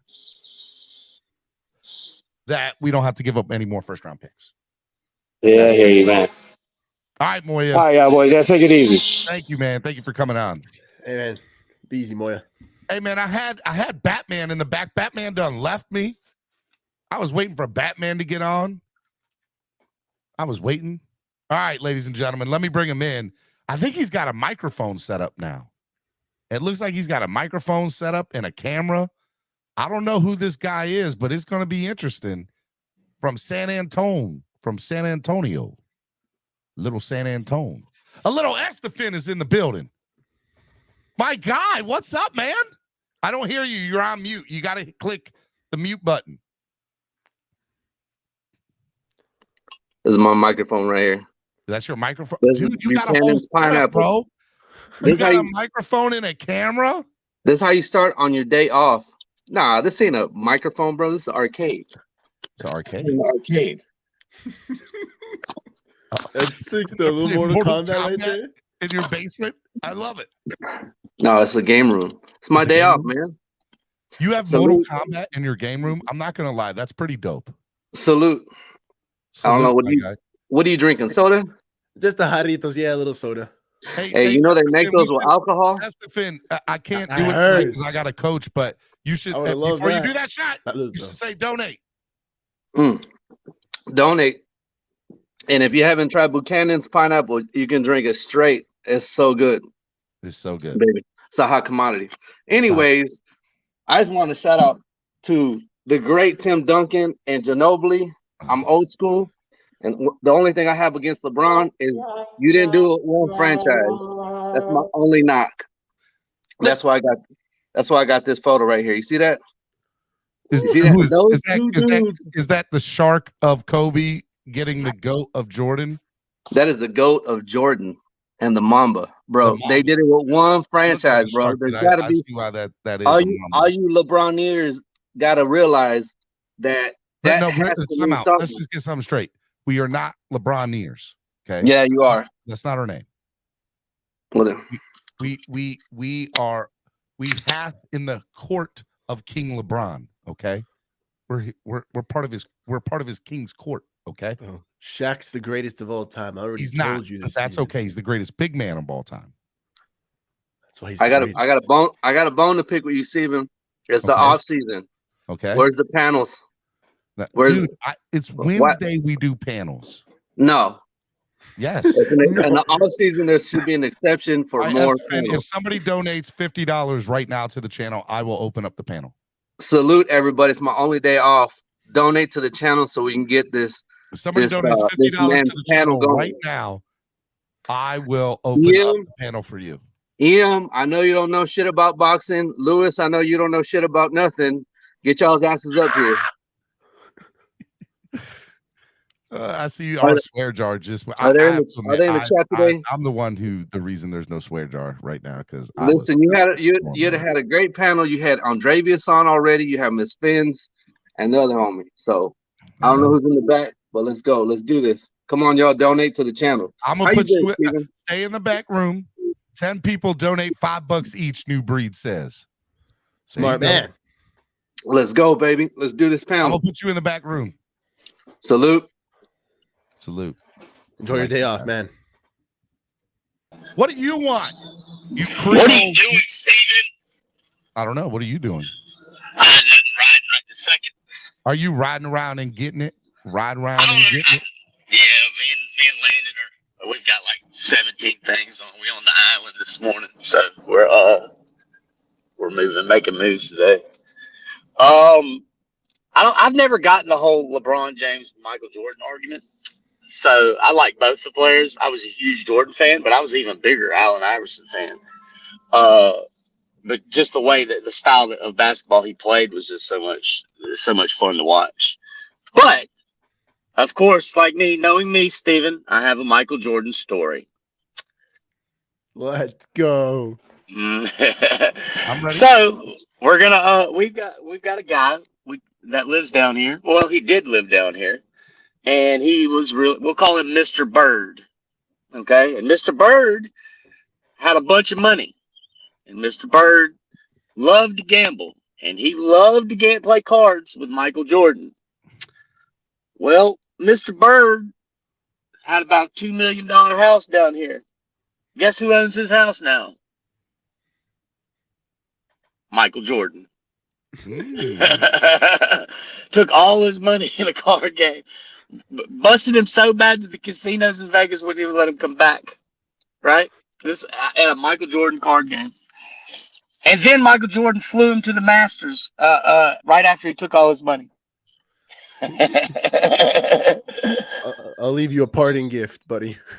Yeah, he said, yeah, flew him to the Masters, paid for his passport and everything, took him to the Masters right after he took his house. I'll take a picture of it and send it to you. You should, man. That's pretty good. It's like right up the street. Or Hey, I mean, man. it's not even 5 miles away. Yeah. Anything else before I let you go? Well, No. I don't necessarily care about the Michael Jordan LeBron argument. It just doesn't make any sense. They're both good. They were both great. So I just understand it. As the great Andrevius once said on this show, there's no reason to pin two bad bitches against each other. That's what I'm talking about, Steven. Hey, have you heard? Oh, wait. Andrevius killed it. Andrevius came in with the mic drop. Have you heard about this Matt Horizon thing? No. Okay, apparently, the Bills cut him because of grave allegations, right? Well, it's come out in the last the Matt Ariza thing. Yeah. All right, Yeah. So all right, yeah. So I want to talk about. All right, I'm gonna put you in the back. We're gonna talk about the Matt Ariza thing in a minute. I want Batman to come up because Batman's got a lot to talk about with this LeBron, No, you're good. Kobe stuff. Stay in the back. I got you. And if somebody donates $50 to the channel or a combination of $50 to the channel, I will bring a panel on. Okay, let's go. Mr. William, be easy. Batman, what's up, man? Hey, good morning, Steven. Good morning, Nando. Good morning, everybody. Man? How are you, buddy? Pretty good. No, just wanted to you and Miss Phins, you had points that were correct. A little bit, not 100% factual. No. Miss Phins had no good points. I'll say it like this. So I could understand the situation with LeBron. Yeah, he wanted Shabazz Napier. He wanted him through the draft. He ended up drafting him. He ended up walking away. Now, the whole thing that LeBron owed anything to Miami is complete nonsense. You're talking about the best player in the league wanting to come to your team. And yes, he did learn how to win. That is 100% factual. But at the end of the day, he is the best player in the NBA at the time. So for him to make a decision to come to Miami, it's a blessing for anybody in Miami. I mean, at that point, you gotta live with it. Now, one thing that a lot of Heat fans don't remember, and this is why they hate LeBron, but they hate to remember this. So again, we know that Pat Riley, he runs the Miami Heat. He's in charge of player personnel. Correct. LeBron, he's his own version of Pat Riley. If you remember, one of the things that got LeBron really pissed off about the Heat in his final year was Pat Riley was not willing to bring back Mike Miller. LeBron James did not like that. He was pissed. He made it aware to the team that he wanted Mike Miller to return to this team. And Pat Riley basically said, F you, you don't run the team. And after that, that's when LeBron said, well, I'm out of here. Yes, he made Pat Riley look bad. I'm not going to lie, because the whole thing where he made Pat Riley fly out to Vegas just to ignore him. He didn't even meet him, take a meeting with him. So here's the thing. This is what I am aware of the story. I've heard that story, and I believe that it's true. But what I don't know who fired the first shot, quote unquote, right? So to me, it's here, good, bad, or indifferent. LeBron, we'll go to Jordan for a second. Jordan, they had to hire, quote unquote, a new 12th man every year. That would pretty much, the job of the 12th man would be to face Jordan in practice, because he could, like, they couldn't be anything else. He'd kick him out of the league in a year because they were so mentally done after facing Jordan in practice every day for a year. Right. So every year there was somebody new that they had to bring in. Right. That's a true thing. Go read the Jordan rules. That's a fact. That's not true. Rumors. Fact. Okay. Number 2, he had a big say on the people who came in. Now, Jerry Rosendorf, right? Was he the GM of the Bulls back then? Who was the GM of the Bulls back then? Was it Jerry Rosendorf? Am I right about that? Somebody confirm something like that. Yeah, but I know who you're talking about. GM Bulls, Jerry Reisendorf. Yes, it was Jerry Reisendorf. Okay, so Jerry Reisendorf. Well, he is the owner of the NBA Bulls and the White Sox. Was he the GM? Who was the GM back then? It was Jerry something. Anyways, he said on occasions, or on multiple occasions, you can go again. The Jordan Rules is a great book. If you've never read it, go read it. Great book. But basically, Jordan had a lot to say. Hey, look, are you okay if Dennis Rodman comes here? I know you guys have. Yeah, bring on Dennis. Hey, are you okay if we bring in Steve Kerr? Jordan had so much say on the people that came in and came off of that Bulls teams in the 90s. So when people say, oh my God, it's so crazy that LeBron has to have a say on who's the team, who does he think he is? He's not bigger. No, star players throughout the years of sports have a major say on if a player comes to that team or not. They are the star player there for a reason. Okay? So Pat Riley was old school. He did not believe in that. That was never his MO. That's the reason Pat Riley left the Lakers and Magic Johnson and Jerry West Magic Johnson ended up becoming a mainstay there. Even Jerry West ended up leaving the Lakers, right? And he went to go do stuff with Golden State and whatever. Because Magic, who was the star player, who was Jerry Buss's boy, had to have a say even after Magic stopped playing. So LeBron, yes, did have a say, did want input and a say on who was on the roster and who wasn't. I don't think there's anything wrong with that. I think that's how star players have been throughout the years. And if anybody says otherwise or tries to argue that fact, it's a stupid point if you try to argue it. So Pat Riley was hard-headed. The same way it was two alpha males butting heads. I don't think that LeBron owed Miami anything. He gave them 4 straight years of NBA Finals appearances. He gave them 2 championships and made them one of the most exciting teams in the history of the NBA to watch. Didn't owe Miami anything when he left. Did it leave on bad terms? Yes, it did. It wasn't great. But even Pat Riley has since said, I could have done a better job with how I handled the LeBron situation when he left. And you LeBron know has been on record saying, I should have at least listened to him a little bit more, and we should have been on the same page. Remember, but two things LeBron learned from Pat Riley what it takes to build the team. Because when you think about it, LeBron in Cleveland, prior to coming to Miami, he never was able to bring players in to play in Cleveland. Now, whether you want to call it as a GM or not, well, Dan Gilbert wasn't willing to give LeBron what he wanted. The power, yeah. Correct. But then right? when he got the power, when he returned to Cleveland, LeBron was a GM. LeBron's a really good GM. LeBron is a great GM. I think LeBron, when he finishes basketball, should be a GM. I think he's really good. He wants to be an owner. I'd like to see him be an owner and GM, but neither here or there. The last thing I'll say to this on the subject, when it comes down to it, LeBron, in the scheme of things, with the hate that he gets, there is no need for it. I get the comparison of Jordan to LeBron from the standpoint of, yes, I think the reason why Jordan is better than LeBron is 6 finals appearances, 6 championships, 6 NBA MVPs, 6 NBA finals MVPs, multiple defensive players of the year. All right, that's fine. I don't necessarily agree, but I'll concede to it and at least say, you know what? We just view it two different ways, but you have a really good point, right? But Jordan fans and people that support the Jordan narrative continuously, not all of them, continuously, majority of them continuously put down LeBron to build up Jordan. There's no need for it. The man is the all-time leading scorer in the history of the NBA. He's been to double-digit NBA Finals appearances. He's won 4 NBA Finals. He's won multiple MVPs. He's top 5 in assists, top 5. I think he's top 5 in rebounds. He's going to finish his career as the all-time leading scorer, which he already is, and possibly the all-time leader in assist in a 20-plus year career of the NBA. Look, and over half of his career, over 3/4 of his career.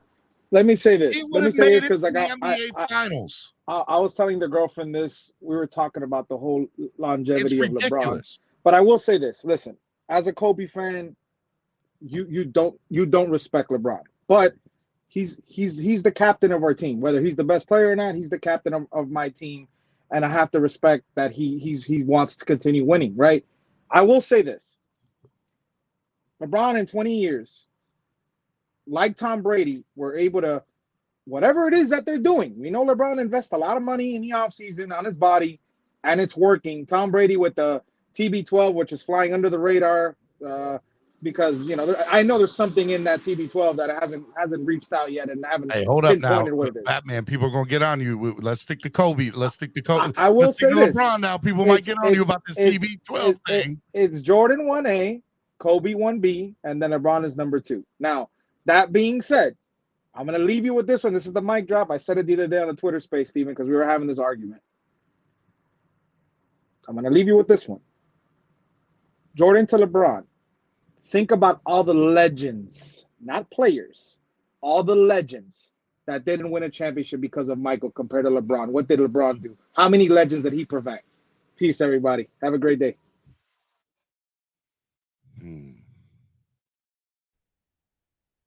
What do you want to say, Andrevius? You are always welcome back to the channel after you don't have to pin 2 bad bitches. I just want to, when I said you don't have to pin 2 bad bitches against each other, it was about LeBron and Jordan, and there's an argument on both sides.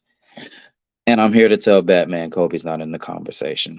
I'm sorry that it hurts your feelings. I'm sorry, Kobe. No, I'm not fucking sorry. Never mind. I'm not sorry to Kobe stands that he's not in the fucking conversation. He's not. He's not. He's just not. He's not in the conversation. He's not better than LeBron. He's not better than Jordan. No, not in any way. Sorry. Again, I don't know why I'm saying sorry. I'm not sorry. Kobe's not in the conversation. Cap, you don't know ball. You don't know ball if you say that. You don't know ball if you say that. You don't know ball. I'm not even one of them you don't know ball ass motherfuckers. I'm not that guy. You don't know ball, Cap. Anyone who is yelling to the heavens that Kobe is better than LeBron literally is just doing what I said you and Jolie were doing earlier, working in your feelings. You're working from emotion, not facts. There are no facts to back your argument. No facts. Kobe was a closer. LeBron just cries, Manza Chill says. Okay, that's fine. Okay. And then what? Still not better. You could say that all day and he still wasn't better than LeBron. Bring facts to me. Don't bring things I can't measure, like saying, "Oh, he had a killer instinct. LeBron didn't have it." You can't measure that. So shut the fuck up. But there's no measurements for that. So if you want to talk to us about the closer, I showed you the video earlier. LeBron has more. You don't know ball, Cap. I don't care about when you play. You don't know ball. Seconds of ball games than anybody in the history of the NBA. He's made it. He's converted more and he's made more. Bruh, I'm gonna be honest. It's not even close. It's literally not even close. It's not close. But LeBron has the highest clutch shot percentage ever. These guys are just talking PJ Mack. It's literally not even close. PJ Mack. Facts, cuz. Kobe would beat MJ in one-on-ones. Okay, whatever makes you feel better. Shaq would beat them all, man. That's all Are I y'all know. kidding me?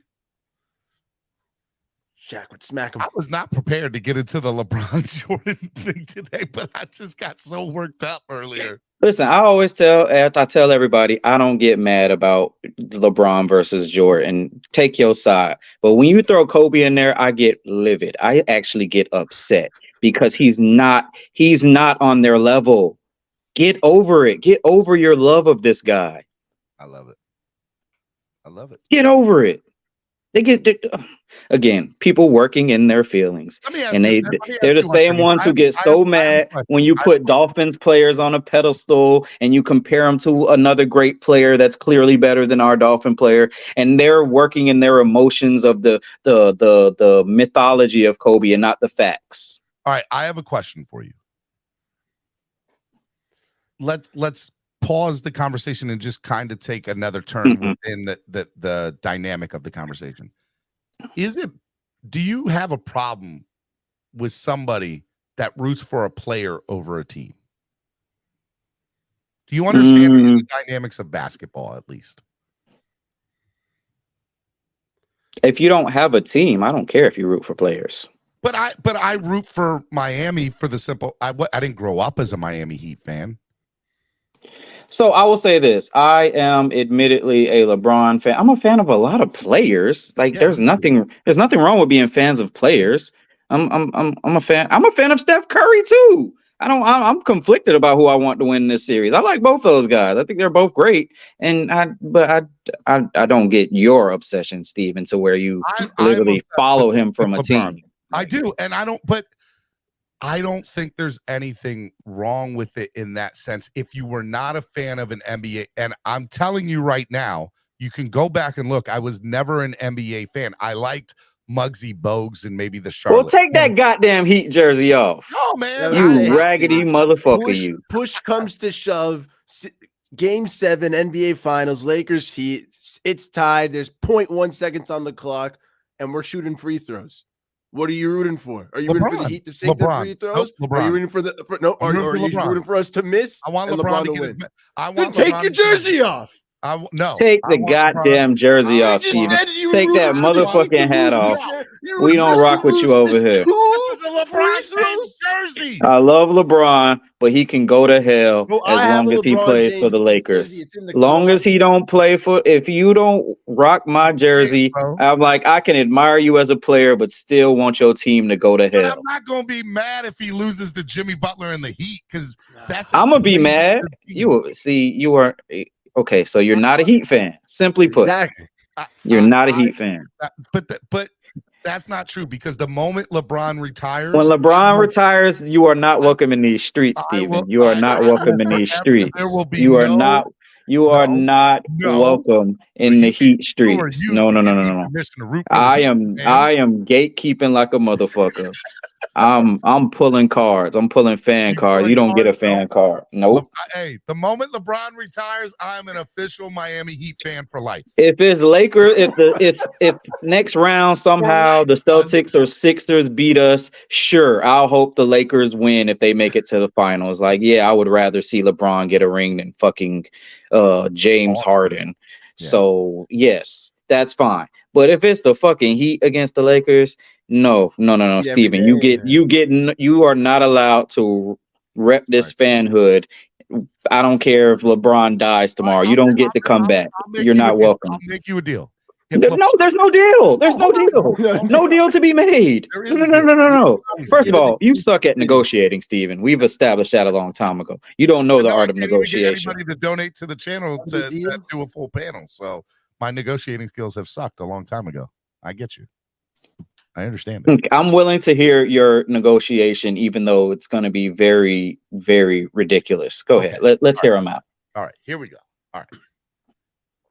If LeBron and the Heat make it to the finals, I will not wear any Heat gear for that series. I will wear Lakers and LeBron James gear, because I have LeBron James. And gear. I would prefer it be that way. I will do that. On a Miami show, I will do that. But if the Heat end up winning, I'm gonna be happy. I'm gonna be like, let's go, Jimmy Butler. No. Let's go.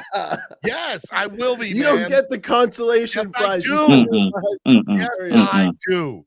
Yes, I do. You're not allowed. You're not allowed. Lewis, You're not welcome tell here. him I'm allowed, Lewis. Lewis, tell him I'm allowed. I just want everybody to know, everybody that's been on this show has fucking been horrible, and you all suck. Tell me how you really feel, Lewis. Well, that's just not true. Steven, you get to play in the confetti after the parade ends. Okay? No deal, Stephen D. I'm sorry. I look here. He doesn't get to play in our leftover confetti. He doesn't get to play at all. He needs to sit at home and be sad in his Lakers jersey.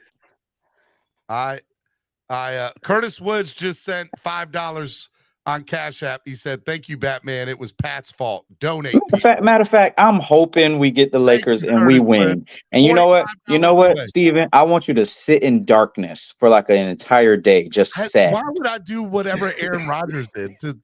I want you to sit in darkness for a day and just be You sad. want me to go do what Aaron Rodgers did? Yes, I want you to have a darkness retreat and think about the decisions that you've made in your life.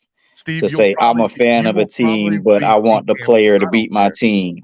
What? Get out of here! You're not allowed back, Stephen D. I don't care. I do not care. I love Jimmy Butler.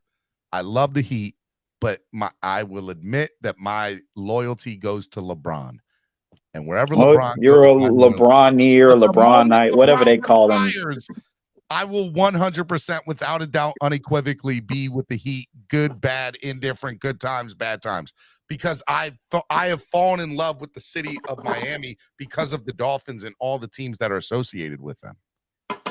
I was never. Don't you root for the Panthers? Don't do that. You're not allowed.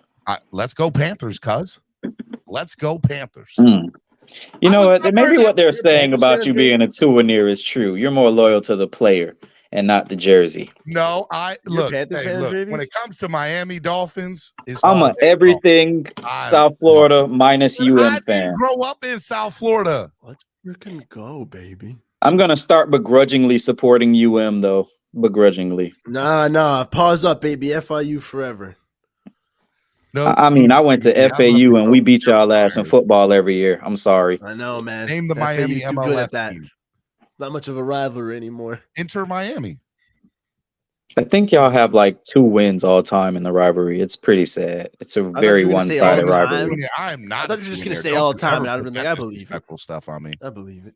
LeBron fanboy. I have no problem with y'all calling me names about being a LeBron fan. I'll take it. I have no problem with it. Y'all ain't gonna hurt my feelings about being a fan of LeBron James.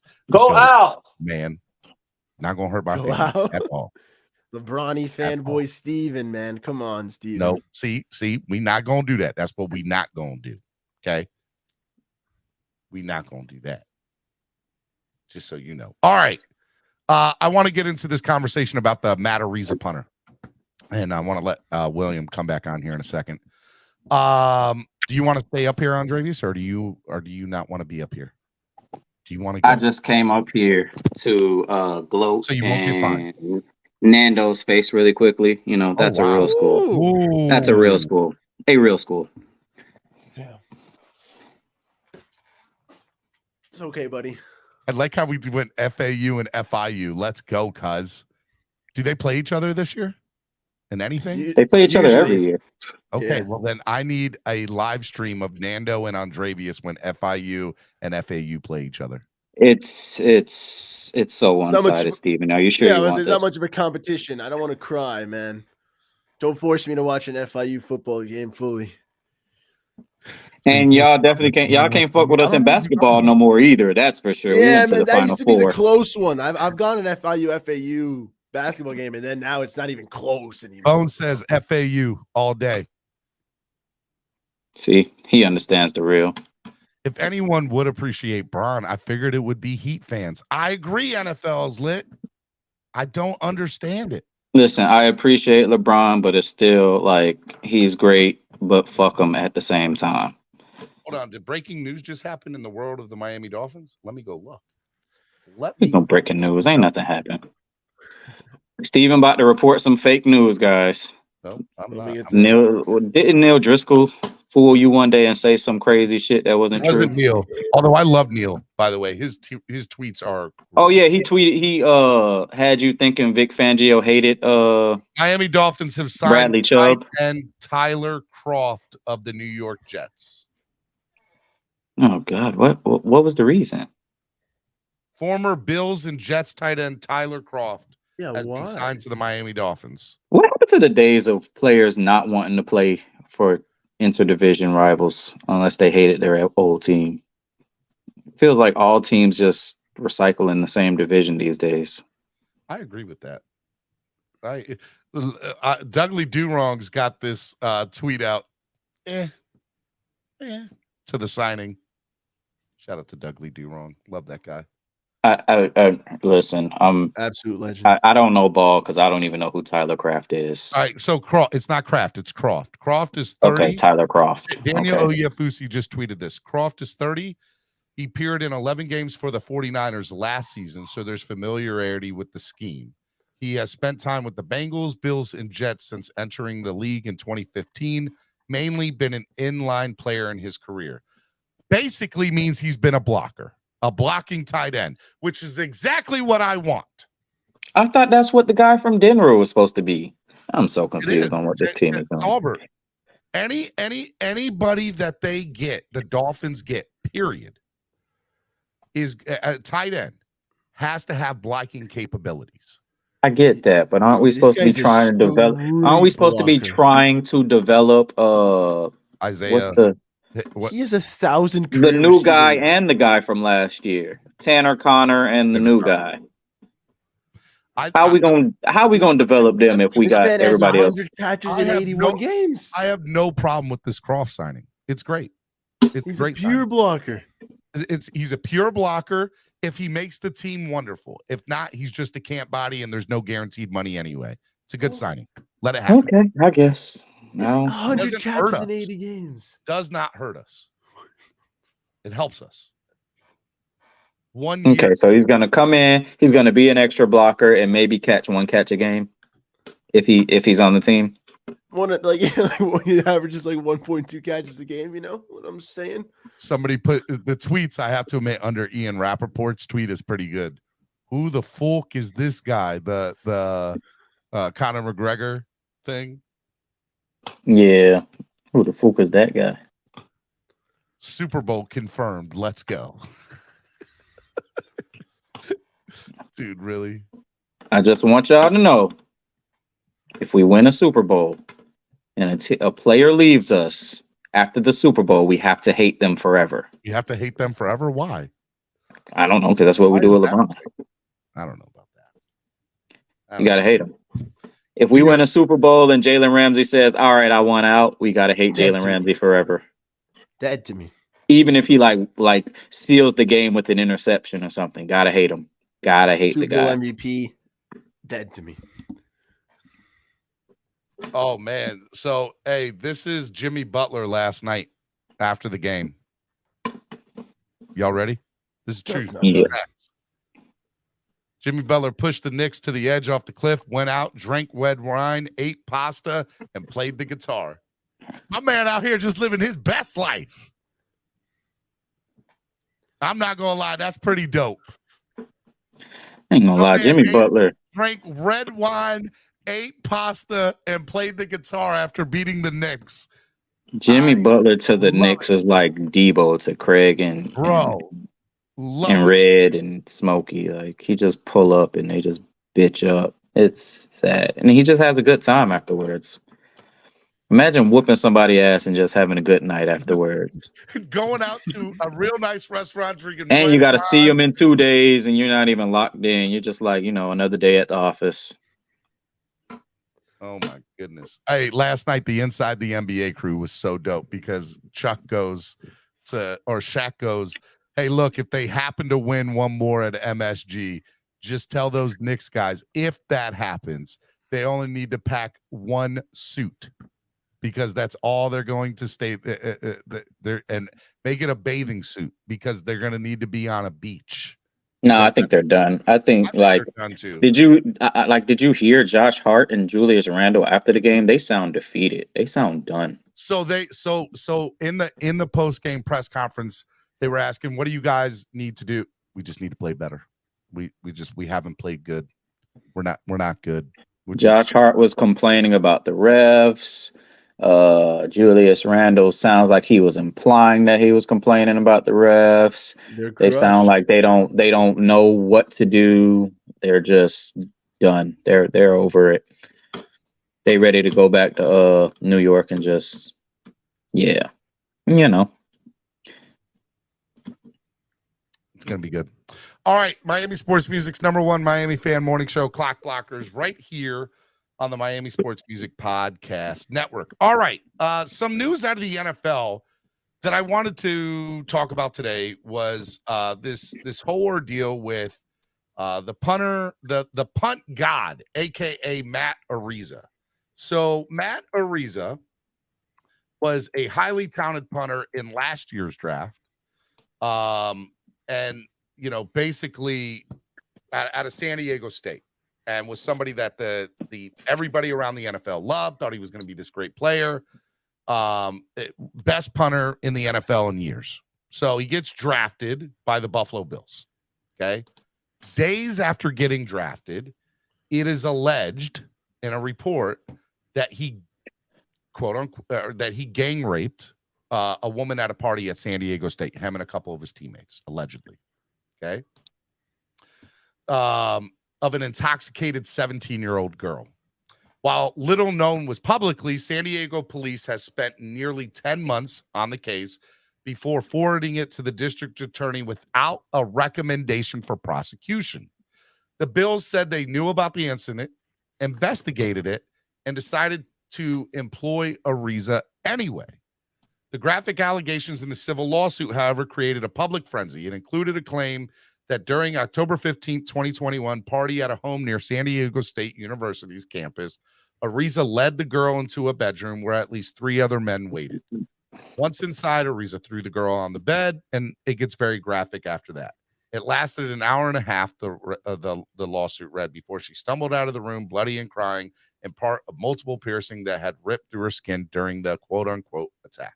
Now, all this fast forward, okay? So within days, Bills had, when all this came out, the Bills cut Ariza at that point. We just think it's, and Brandon Beane, who is the GM of the Buffalo Bills at the time, said, we just think it's the best move for everyone to move on from Matt and let him take care of this situation. Now, Ariza remains out of football despite prosecutors announcing on December 7th, 2022, that after conducting their own 124-day investigation, that they would not press any criminal charges in the case. However, few details, let alone their reasoning or additional expulcatory, I can't say that word, I'm bad at saying words, Andrevius, evidence was included in the initial statement. Jesus Christ, what was the word? Exculpatory. I can't say it. Anyways, a fuller picture of what police and prosecutors found, however, is now available via a 200-page transcript of a 100-meeting minute obtained by Yahoo Sports, where a deputy district attorney offered a detailed explanation to the girl and her attorneys. Perhaps most notably, the district attorneys concluded Matt Ariza couldn't have led the girl in the alleged gang rape, because if he had left the home at about 12:30 a.m., an hour prior to when the evidence suggested the alleged gang rape had occurred, he wasn't even at the party anymore. Deputy District Attorney Trisha Amador explained to the girl. Later, Amador stated that the timeline of events, all I know is that the point suspect, Ariza, is gone from the party at the time of the alleged gang rape. Additionally, prosecutors told the girl that video recordings of the incident in the bedroom has also made it impossible to determine, let alone prosecute anyone on whether there was a gang rape at all, or was it consensual sex with other men. And looking at the videos on the sex tape, I cannot prove any forcible sexual assault based on what happened, Amador said. The accusers the accuser's attorney, Dan Gillian, has not been able to be reached. They haven't made anything yet. But he did say that his client won't be bullied into dropping the civil lawsuit. It's not going to happen. This case is going to trial and will force Ariza to talk. This is the accuser's attorney, Dan Gillian. So this is still the girl. So they said that they still wanted to go through civil court and go through civil lawsuit. But according to this 200-page article, he wasn't even there. 200 pages? 200-page article. He wasn't even there. The dual investigations by police and prosecutors included over 35 eyewitnesses, including some of the girl's friends who came to the party with her that night. The results of the sexual assault team examination conducted the following day and 10 search warrants that produced 4 terabytes of information, including numerous short videos of the alleged encounter. They led the authorities to vastly different conclusion than what was being presented as alleged in the civil lawsuit. Prosecutors explained to the girl and her representatives in a sensitive and detailed manner during the meeting, allowing for questions and pushback from the girl and their attorney. Ariza, whose life has been paralyzed since, was named in the civil lawsuit. Hopes that an NFL team will take a second look at him, despite the civil lawsuit still being active, according to his attorney. He and 2 other players named in the suit vehemently deny any gang rape captain, acknowledged the girl was below and also acknowledged that the girl was below California's age of consent, 18, or whether or not she was intoxicated in the first place. Any sexual contact, Ariza has said, was consensual. Now, here essentially are local prosecutors making a case for him via recording that not every jurisdiction provides.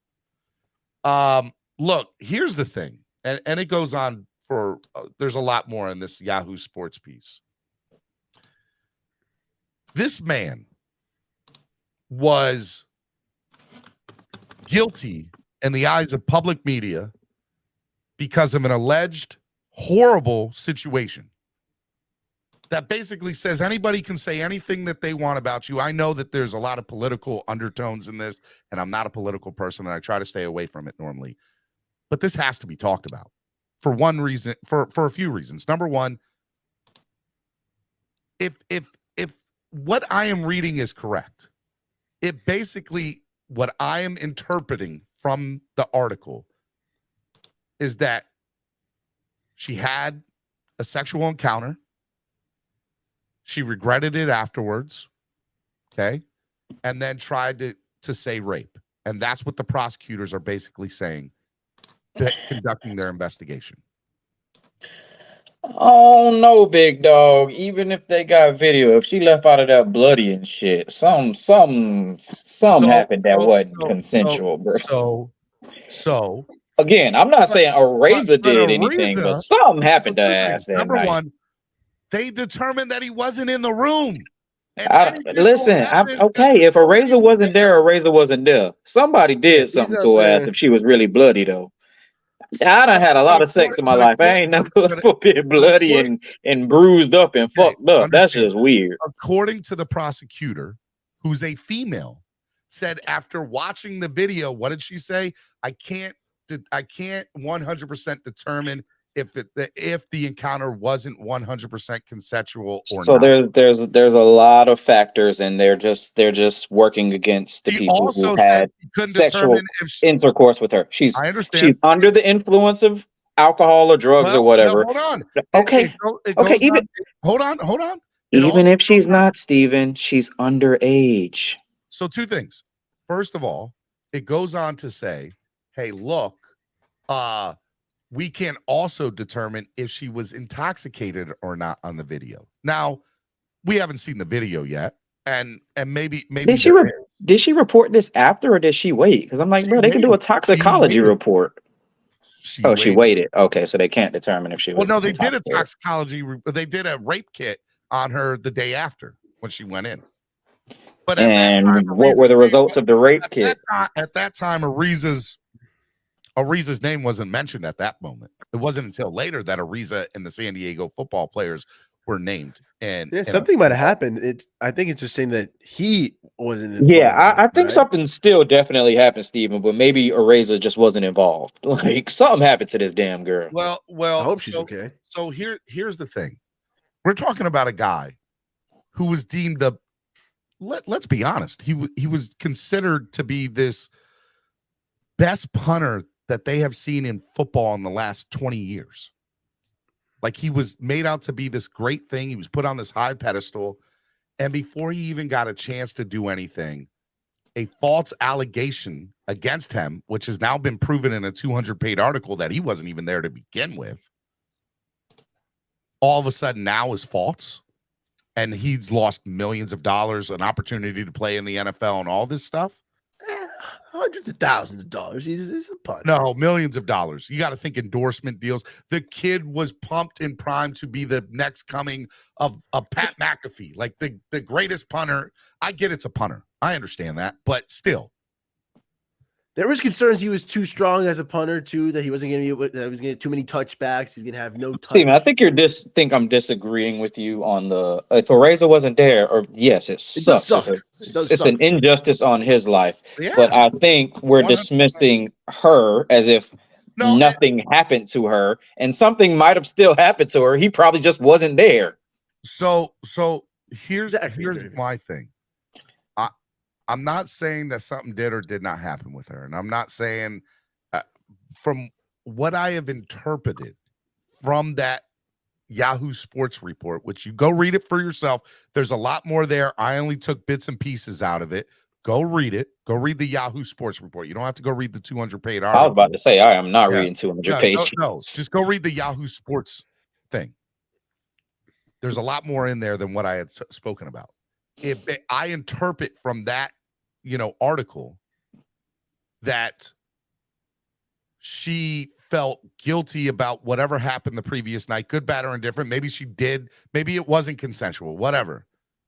But because there was so much red tape or so much gray area, they had to do something to make it bigger than that. So San Diego football team. So the greatest punter in the history, the greatest punt prospect in the history of the game. You put them into it, now it becomes a national media story. Who's not going to say anything to it? So whether it did happen or did not happen, I think that this is, Ariza A should be instantly, every NFL team should be knocking at his door. He shouldn't go back to Buffalo because Buffalo said they said before the draft, we did our own investigation. We conducted it. We knew of the allegation, and we said, we don't believe it. But the moment the media got after it, which sucks, they stepped back and said, nah, we can't. Now that the media knows, nope, can't do it. Well, no, you already conducted your own investigation, and you said you stand by him. If you stand by him behind closed doors, stand behind him in public. Stand by your man. And they didn't do it. So he better not go back to Buffalo. I'll be really upset if he does, but I don't see that either.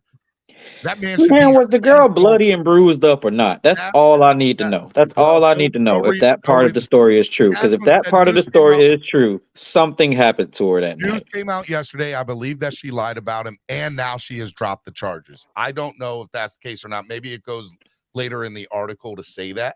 But what I am telling you is that man should be on an NFL roster today. Every team should be calling him. I think we agree. I think it's just we just hope the girls. Oh my God, Mark! Stop! I'm reading the comments. My bad. Like, stop trying to be the moral arbiter right now. At the time, everybody thought he did the shit, so of course we rightfully thought the motherfucker shouldn't have been drafted. Shut up. And by the way, and that's the problem that I have with stories like this, right? Now you're flip-flopping. Well, sometimes you're presented new information. Exactly. That's kind of how things happen. You get information, it's presented as truth, and then you find out later it might not be true. And I'm telling you right now, I can only base my opinion on what I fucking know. And here's the other thing to this, Andrevius. I think we as a society in general, but especially in the sports media, right? Or especially maybe that comes off as in the sports media, or doing what we do on a regular basis, when a story like this comes out, we need to stop and say, hold up. I want to see a thorough investigation before I prosecute this guy and tell he's the biggest piece of shit in the world and he should never be allowed to be near a game or people again. And that's what we did with Matt Ariza. The moment we heard the story from her and alleged that he was in it, we all crucified him. Oh my God, he's the worst. How could the Bills draft somebody? Oh, the Bills knew about this and they still let him do this. That's not how it was ever presented to us. It was never presented to us like this. This article is basically saying a couple things. Number one, the Bills did their own investigation. They determined that he didn't do it, and they still drafted him anyway. And at the time when the news came out, it was said the Bills did their own investigation. They knew of the incident and still decided to draft him anyway. It didn't say they had determined one thing or another. It just said they knew of the alleged incident that has come out. That's all it said. So we all thought Buffalo were pieces of shit because we were like, how could Buffalo still draft a guy knowing that what she did? It was never determined to us that Buffalo said, well, we did our own investigation and we don't see it that way. We need to stop when something like this goes to the media and people run with it and say, hold up. There needs to be a thorough investigation before we prosecute this man. It is innocent till proven guilty. Not guilty till proven innocent, which is exactly what happened to Trevor or to Matt Ariza. And I keep on wanting to say Trevor Ariza. Unfortunately, that's not true when you're high profile, when you're famous. But that's what comes. Listen, I'm gonna tell you know what right comes with that life? A lot of benefits, and it's gonna have some pressures if you get yourself caught up in some shit. But I think that's on us as fans and people in general to be able to say when people start going crazy, instead of one, like if I came out and said, let's use this situation, right? If I come out and said, hey, hold up, guys, I understand what the article says and the prosecutor or the alleged civil suit says, but how do we know this to be factual? Let's wait and see what all the evidence is. I would have gotten killed as a rape supporter. Steven, how could you say that? Look at what's been presented to us. Everything that's been presented to us must be true. That's bullshit. So the next time I see this go down, my first reaction is going to be, hold on, wait a second. Let a real investigation be conducted with district attorneys and with police and all of that. And then after that, based on what they turn out to be, if they decide to go forward with prosecution, then maybe we can start saying, okay, hey, look, they had enough to prosecute him. There's something there. But they don't have, she's doing all this in civil court. This isn't criminal because they didn't have enough evidence to prosecute in criminal. And so and you're right, Manalo, it's fucking cancel culture. And it's stupid. It's not really just cancel culture. It's just even if the Bills probably did know something about his it was leaning toward him being proven innocent, or they probably knew that, and that's probably why they went through with signing him. But the circus around the situation, they could not deal with that. It was bad. Yeah. You're right. It was bad, right? And but let me ask you something. If the Bills had stuck by him, and that's were to come out later, the Bills would be looked at as, oh my God, they stuck by their guy. They knew that, like, they would vindicated. They would, right? They'd be vindicated if they did their own. Now it would have been a distraction the entire season. Now hold on though, but that's not fair to Matt Ariza. Now it's not fair to Matt Ariza. What y'all always listen? We can't Steven. We can't do this. What y'all always say? It's a business. It's a business. Fuck Matt Ariza's feelings. I'm sorry. Sorry. It's a business, and they can't afford to have that circus around their business for a whole calendar season. Andrevius, have you ever heard of the commissioner's exemption list? They could have easily put him on the commissioner's exemption list, said, hey, look, we're going to let you sit out for the year till you get all this straightened out, or until this is straightened out, we're not going to release you. We're going to put you on the commissioner's exemption list, and we're going to let this play out. They could have easily put him on the commissioner's exemption list, still paid him his money, and let it all play out in court. Let it all play out. You just learned me something, because I didn't even know that. And here's the other thing. It's almost what the Texans did to Deshaun. They just didn't put him on the commissioner's exemption list. They just left him on the roster. Now, I'm not. Now that, by the way, that's a totally night and day scenario, and I don't want to get into the Deshaun Watson situation. Deshaun Watson was definitely in the room. I am just saying. What happened in the room, I don't know, but he was definitely in the room. What I am just saying is, I hope teams and fans start looking at things through glass in a mirror, through a mirror rather than glass.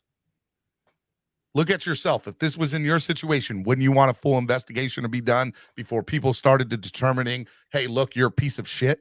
Imagine the hate that Matt Ariza got through social media and letters and death threats and all this other bullshit that he went to. Listen, I'm not sorry that's what comes with being a high profile person. I got you, but it doesn't If your name gets thrown into anything, it's gonna be a whole lot. Prepare.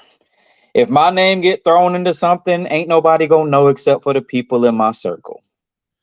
William, I know you were the one who originally brought this up, man, and I want you to. And you know the price I pay for it, Steven, being a normal poor person. Well, that makes two of us. Go ahead, William. Oh, William froze. I was trying to bring him on. William, you there? I don't know what's going on, Steven. You live in Alabama and you have horrible cell service. No tide. I said no tide. No, can't all be perfect. Except the 1972 Miami Dolphins. Hey, look. I mean, it fucking sucks. Hopefully, I mean, if they've truly proven him innocent and they have all the evidence to say he wasn't there, he had nothing to do with nothing that might have happened, then hopefully his career gets back on track. He get his shit together. Maybe the Bills can still pick him back up. I don't fucking know. I don't think if I was Matt Ariza, I wouldn't go back to Buffalo. Why should they? You guys did your own investigation. You saw I didn't do it. I think you're just saying that because you don't want them to have a good player, and I understand that. But I'm sure Matt I can't judge them for doing what was the best for their organization at the time. We need to have a new way of looking at it. Put them on the commissioner's exempt list. Let it play out in a court of law. And if nothing happens, you bring them back and you say, hey, look, you still got paid. You didn't lose anything. We didn't have the media distraction or the media circus because we let it play out in a court of law. It is guilty till proven it is innocent till proven guilty. Let that play out. Let's stop playing guilty till proven innocent. Let's stop that. That's the ideal, man. But it still would have been like a bit of a media circus. It still would have been a question for a couple of weeks. And they probably would have got a question here or there throughout the year. But they would have done the right thing. They would have a player involved in a gang rape. They're going to talk about that every post-game press conference. Every single one. Say what? A potential player involved in a gang rape, they're not going to let it go after 2 weeks. If that player is on your roster, they're going to ask you about it every post game. Every post game. He was not. But he's still a Buffalo Bill. You know, there's still other players who have to deal with that. You know what I'm saying? The benefit of the doubt that they're saying, "Hey, look, we understand." Bro, they literally wouldn't even been asking the coach about football. They would have been asking him about a razor. According to y'all. Okay, if this happens again, you're saying it's okay if a team just straight up says, hey, we got to let you go because we don't want the media frenzy? Unfortunately, yes. That's what's going to happen if it happens again. But Andrevius, that's what the commissioner's exempt list is for. Can be used for. You can put them for up like there a DUI. Like for like smoking weed, for a DUI, for doing for I don't know, for gambling maybe, I don't know, for like, but see, all those have different for punching someone in the face, like, you know what I'm saying, like but not like a gang rape. That's like so aggressive, man. It is so aggressive. I get it, but now that the evidence is showing that he wasn't even there to begin with, and they're also saying that Buffalo did its own internal investigation and decided to still draft him anyway, knowing what they knew, which I'm going to assume they said, well, if he wasn't there, why didn't Buffalo come out and say, hey, look, we did our own investigation. What we found through our investigation was he wasn't at that party. Now, if you know, or whatever, that he wasn't involved in the incident. What we're going just had to do, let it deal with court, man, and it's a that's shame, why you put but him on the it's- commissioner's exempt list. That's why you put him up there. Okay, it's like Alvin Kamara got hit with the assault stuff. You know what I'm saying? Like he's not gonna get caught. He's not gonna go in the exempt. They're just gonna let it ride because he's Alvin Kamara. But we're talking about an unproven punter who got hit with the gang rape allegation, like before even taking a punt for the Bills. They're probably like, this is not worth the hassle, man. And I don't know if Matt Eisen would go back to the Bills or not, but if he does, like if he understands the business decision, I can see him going back to Buffalo. If he says, yo, they screwed me over or they didn't believe me, and I'm out Or to a they different left team. my side at a moment that I was at my worst. I He just can want go y'all either to way, but know. I could see both points. Like I could see both sides. If y'all name got thrown into some shit like this, and your employer found out, your employer is gonna let you go. This ain't Of just course, an man. NFL thing. Like Davis, if the guy You're next to me 100% that correct. found out, I might ask my employer, like, yo, I don't know if I want to be in the same little cubicle with this dude. Andre, You know what I'm saying? You're 100% correct. And Nando, you're correct. But that's why I'm saying we need to change this narrative. So when something, and we know it's going to happen again, right? We know something like this is going to happen again. Our first thing needs to be, let's take a chill pill on crucifying this person before we send him to the guillotine. Let's let it play out in court. Oh, God. It's a shame that it can't be faster, man. Like I'm all for doing just process, like do process, do it fast. You know what I'm saying? But like at the end of the day, bro, it takes a while. So I don't know if Buffalo could have waited. Like it'd be nice in an ideal world where they could have bada bing, bada bang, done an investigation in a couple weeks. And Rashad, what do you have to say about this? I don't know. Can y'all hear me clear? Yeah, we can. Go ahead. Yeah, I don't think you are realizing the severity of the situation of the gang rape, because the first time it actually happens, and we're sitting there like we're going to stick by our player, we're just going to put him on the commissioner exempt list, and they actually did do it. Then what? What would that team look like then? So then you release him, and you release him. That's what you do. You say, hey, look, it played out. He did do it. Bam, he's got to go. He's the biggest piece of shit. Okay. I have no problem with that. Okay, Steven, you see how the fan base turned on the Cleveland Browns? Oh, I get it. Okay, but you see how the fan base turned on the Cleveland Browns when they traded for Deshaun Watson? All the women outside the stadium and so okay. It's different. It is different. But I'm totally saying different when it actually comes to being true, like the Buffalo Bills did their own investigation with their investigators. They're not cops. They're not. Hold on. Here's another thing. Let me interrupt you. Here's another thing about the whole Deshaun Watson situation. Well, how come Deshaun didn't get released? Because Houston helped covering the fucking shit up. They were giving the girls NDAs to sign when he went to go get the alleged massages, and that's been proven in court. Yeah. So the Texans couldn't because Houston wanted to cover their track. track. Come out and said, "Hey, hold up, you The got Texans' hands was definitely dirty in that situation. Oh yeah, 100%. The Texans were trying to cover their tracks, and they wanted compensation for Deshaun 100%. Watson at the same time. They was like, we're gonna have to pay for this, so we better get paid in return. Yeah, exactly. That was like But to be they fair, paid off women too. But to be fair, the Matt Ariza scenario and the Deshaun Watson scenario, two different fucking things. Two different things. Matt Ariza was guilty in the eyes of media, and because that everybody fucking killed him. And what my point of my whole spiel is, when it happens again, and it will happen again, we need to say, as medias, YouTubers, as fans, who pause. Let's not crucify this guy. Let's let it play out. If you don't want the media circus and let it play out, I have no problem with you putting him on the exempt list of the commissioner's exempt list. And if it does come out, Nando, that he's guilty, you get rid of him. All right, Steven, you're not wrong. Fair. That is 100% fair. You're not wrong. You're not wrong. I think it's also the caliber of player. Yeah, I think it's also the caliber of player, because we've seen this before. And players tend to stay on that team. And all of those players are guilty. Matt Ariza might be the only player that has not been guilty thus far. Or unless you want to count Deshaun Watson, but we know Deshaun Watson.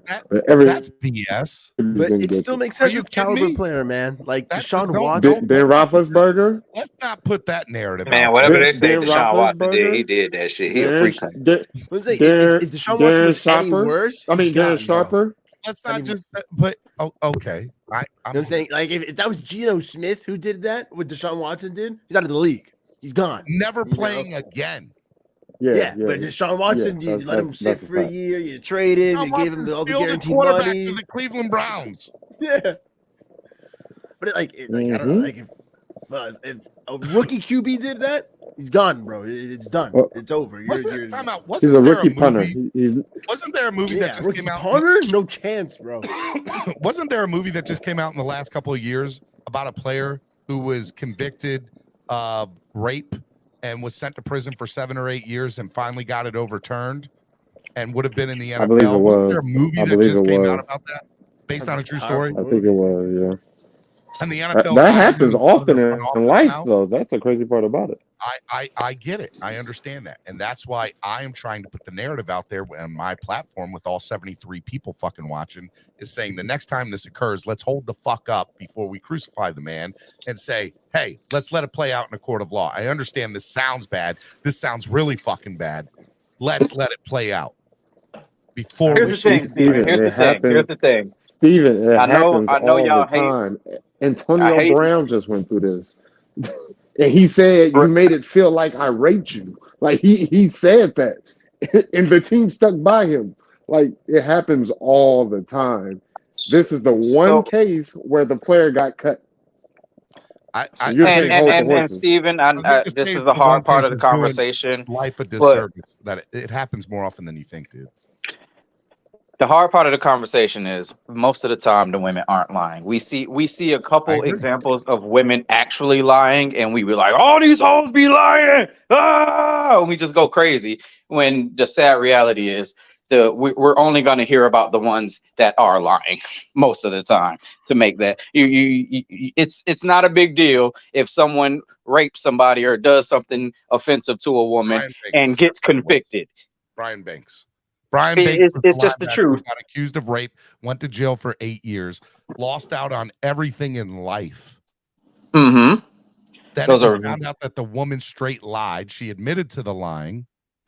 Gets out of prison, but he'll never make the money that he would have made. Never. Okay, but this woman might have lied about Matt Ariza, but she might have still been raped, man. Something still might have happened. Because I've taken plenty of videos, man, and there's never been a question of whether it's been consensual or not. That's okay. That's a very weird phrasing to say. Okay, so here's the thing. I've taken plenty of videos. Hold on, Nando. Here's the thing. I hear you. Just listen to me. If something did occur with her, which we can make the argument that something did happen, right? I don't know. From the information I was giving before, yes, I would assume yes, something happened. Named in it? Be truthful. Be honest. Okay, Steven. Again, I don't know anything. Even if she lies a little bit about it, it makes the whole thing unfortunately messed up. How about this, Steven? This is a complete. This is just a scenario I'm throwing out there. A scenario. Again, remember they said they don't know if she was intoxicated or not. They have no idea if she was under the influence. Clearly state from the video evidence if she was. Yes, I just want. I'm just agreeing with you and let's assume in this scenario she was under the influence. Fair. And the only thing she knows is she got fucked by a bunch of goddamn a group of the football players. And she like, I don't know which one of them motherfuckers touched me. So she ain't got the access to the video. It's probably their video. She ain't recording her damn self. Okay. That's embarrassing. Well, let's get something straight. We don't know that. That's all hearsay. And number two, she ain't recording that fucking video. If that is, we don't. I can tell you for a fact it wasn't her on a dresser. We don't know till we see that angle. Okay. Now, to be fair to your point, what should have happened is I don't exactly know who they were. I know that they were football players from the football team. All right, then San Diego State University football team's alleged rape. Okay, so be it. It didn't name anybody in particular. They do their own thorough investigation. Okay, but here's the thing, Steven. He was at the party at one point, right? He was automatically. They're gonna throw his name in there automatically. Yeah, any prosecutor. Maybe she was flirting with him. Maybe he's a special. Maybe she was drunk and don't remember. Exactly. Bro, like, I don't know this. Maybe she was like, I know he. I mean, I'm just throwing shit at a wall. I don't know, but I'm just saying there is a scenario where his name just got thrown into it. It could be that. That's the problem. We don't fucking know, and so we let it play out in the court. But what happened? Oh my God! You need to get better cell service. Played out in court. Oh, I went to a bad spot. Let me go back to where I was. Yeah, stand. Put your left hand up. Make sure that your elbow is angled at this place, and I need you to talk like this while you're talking and giving your point, so you don't lose service. I'm gonna tell y'all the real moral of the story. Don't be touching these hoes without consent, and don't put yourself in. And don't let me finish. And don't put yourself in scenarios where your ass can get caught up. As soon as you see something weird going on, get the fuck out of Dodge. We all make fun of Derek Jeter and his gift baskets but Derek, it is alleged, it's not been proven. It is alleged that every girl that he had intimacy with had to sign a non-disclosure agreement stating that there's nothing wrong with that. Stating that it's consensual and that this whole thing is consensual. That's genius. That is freaking genius. Everybody clowned Derek Jeter for doing that. A lot of celebrities do that. Derek Jeter was genius. Straight genius. Consent's just important in general, but if you can get it in writing, that's ironclad, baby. And then that's still not ironclad, by the way. Yeah, ironclad. I didn't. Derek Jeter would also send them gift baskets. There's intent. That's what I night after, which I think is too funny. I want to know what was in those gift baskets that he sent to them. Was it apples and fruit? Was it iPads and phones? Like, what was in the gift basket? A bunch of condoms. I appreciate. Listen, all I'm saying is, it is a risky world out here. You could get in trouble for some shit that you had no part of. Don't take no chances. How about that? Don't even take your chances. Matter of fact, get you some NDAs. Everybody get yourself some NDAs. Steven, you're married. I hope you don't need those, but I don't need that. Get yourself some NDAs, fellas. I don't need one. That sounds like he didn't want them girls talking about his tiny penis to be shot. Level 2 noob said about Jeter. That could be true too. He might be into some weird things in the bedroom, and he don't want the world to know. Look, I hate the Yankees, but man, Derek Jeter was awesome. So I mean that Steven, relax. Jeter is. Y'all never had. I bet y'all ain't have Deshaun Watson like fingers in his butt on y'all bingo card, but we found out, didn't we? The NDAs was supposed to stop that from happening. God, man. Your lines today have been classic, Andrevius. I just want to throw that out there. I don't do nothing but deliver truth to a bunch of people who don't want to hear it. If y'all want to go follow Andrevius on social media, you must. It is. Don't follow me on social media. I'm a terrible human being. Good. I am My a terrible favorite human Twitter being. accounts on Twitter are Level 2 Noobs and Andrevius's. And I also like Crystallakis's Twitter too. It's pretty funny. Sean Crystal and Sean Noob is funny. Yeah, they're funny. Crystallakis put out a fake schedule, and it's where's it at? I'll show it up on the screen. It's too good. Where's Crystallakis at? Salt. So we going to sign Matareza? Fuck it. I want to. Oh my god, I want to. I mean, at this point, he has no ties to Buffalo at this point, right? Not like if he gets reinstated, they own his rights or nothing, right? No. No. So they on his shoulder. Hey, so Mess here it him goes. up. This is what Crystallakis posted on Twitter earlier today, and it's too fucking good. Here it goes. It goes. Let me make it bigger.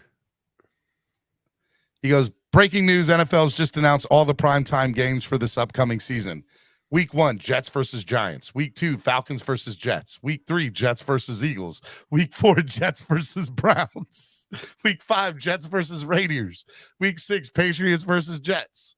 Week 8, Jets versus Patriots. Week 9, Chargers versus Jets. Week 10, Giants versus Jets. Rerun as Jets are on a bye week. That's funny. Dude, I was cracking up. But somebody wrote, hey, man, what about the Jets versus the Jets? And he said, missed opportunity. Fuck. I'm not going to lie. It was pretty good. They don't play their scrimmages. The green and white game. Oh, man. He's not lying, though, man. How many primetime games do you think the Jets are going to get this year? 4. 4. Yeah, I think 4 or 5. 6. 6? You've read the new rules. They're not right? even going to give the Chiefs 6. Come on. Yeah, they will. Hey, listen, mark my words. Aaron Rodgers and the Jets will get 5. I'll give you 5 or 6. It won't be 4, though. It'll be 5 or 6. If the Jets get 6 primetime games, the exact same thing's going to happen with what happened with the Broncos last year. The Jets are going to go from 6 primetime games to like 2 or 3 once they stink. After like week 6, it was like, why is the NFL forcing this on us? Oh my God. Please. Stop torturing us. I'm trying to bring William on. He goes out. God, Travis, it was so sad when they kept giving us that Broncos show like 3 weeks in a row. Ugh. I was like, oh my God. NFL, and every score was like 9-6. They were barely beating the Colts and stuff. Like 12-9, 9-6. Ooh, no touchdowns, just field goals or missed points. Little losers. That's good football, man. Defensive masterclass. Defensive, like that Week 18 game for the Dolphins, huh? Defensive. Oh my God, that game was. I was miserable, but I was happy at the end. But the whole game, I was like, "This fucking sucks." All right, here I was like, I felt like there was no winner of that game. Just somebody lost. Nobody won. I felt like an ugly boxing match. So, the NFL. I'm trying to find the rules for NFL scheduling this year, and there's like specific rules. So here's the thing. First thing I can tell you is, unlike in past years, CBS getting AFC games and Fox getting NFC games, that doesn't matter anymore. Games are not owned by a network anymore. So it is a free-for-all. Okay. It's not like, in the past, Fox would say, okay, we got these NFC games. CBS would got these AFC. And so Fox would say, okay, we want this AFC game. We'll trade you this NFC game for this AFC game.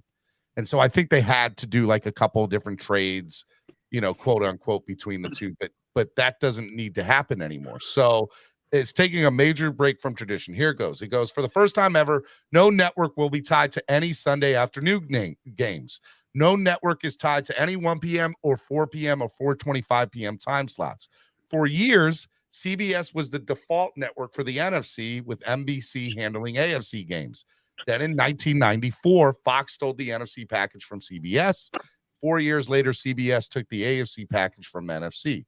Now, there is no package for either network. what started as a periodic cross flexing has now open season, and it will only intensifying by the jockey and politicking that occurs with the network compete for the best games as possible. For example, no longer has a stranglehold on the Fox has no stranglehold on the Cowboys anymore, and CBS can no longer lay claim to Chiefs and Patriots games for at least this year, or the Jets.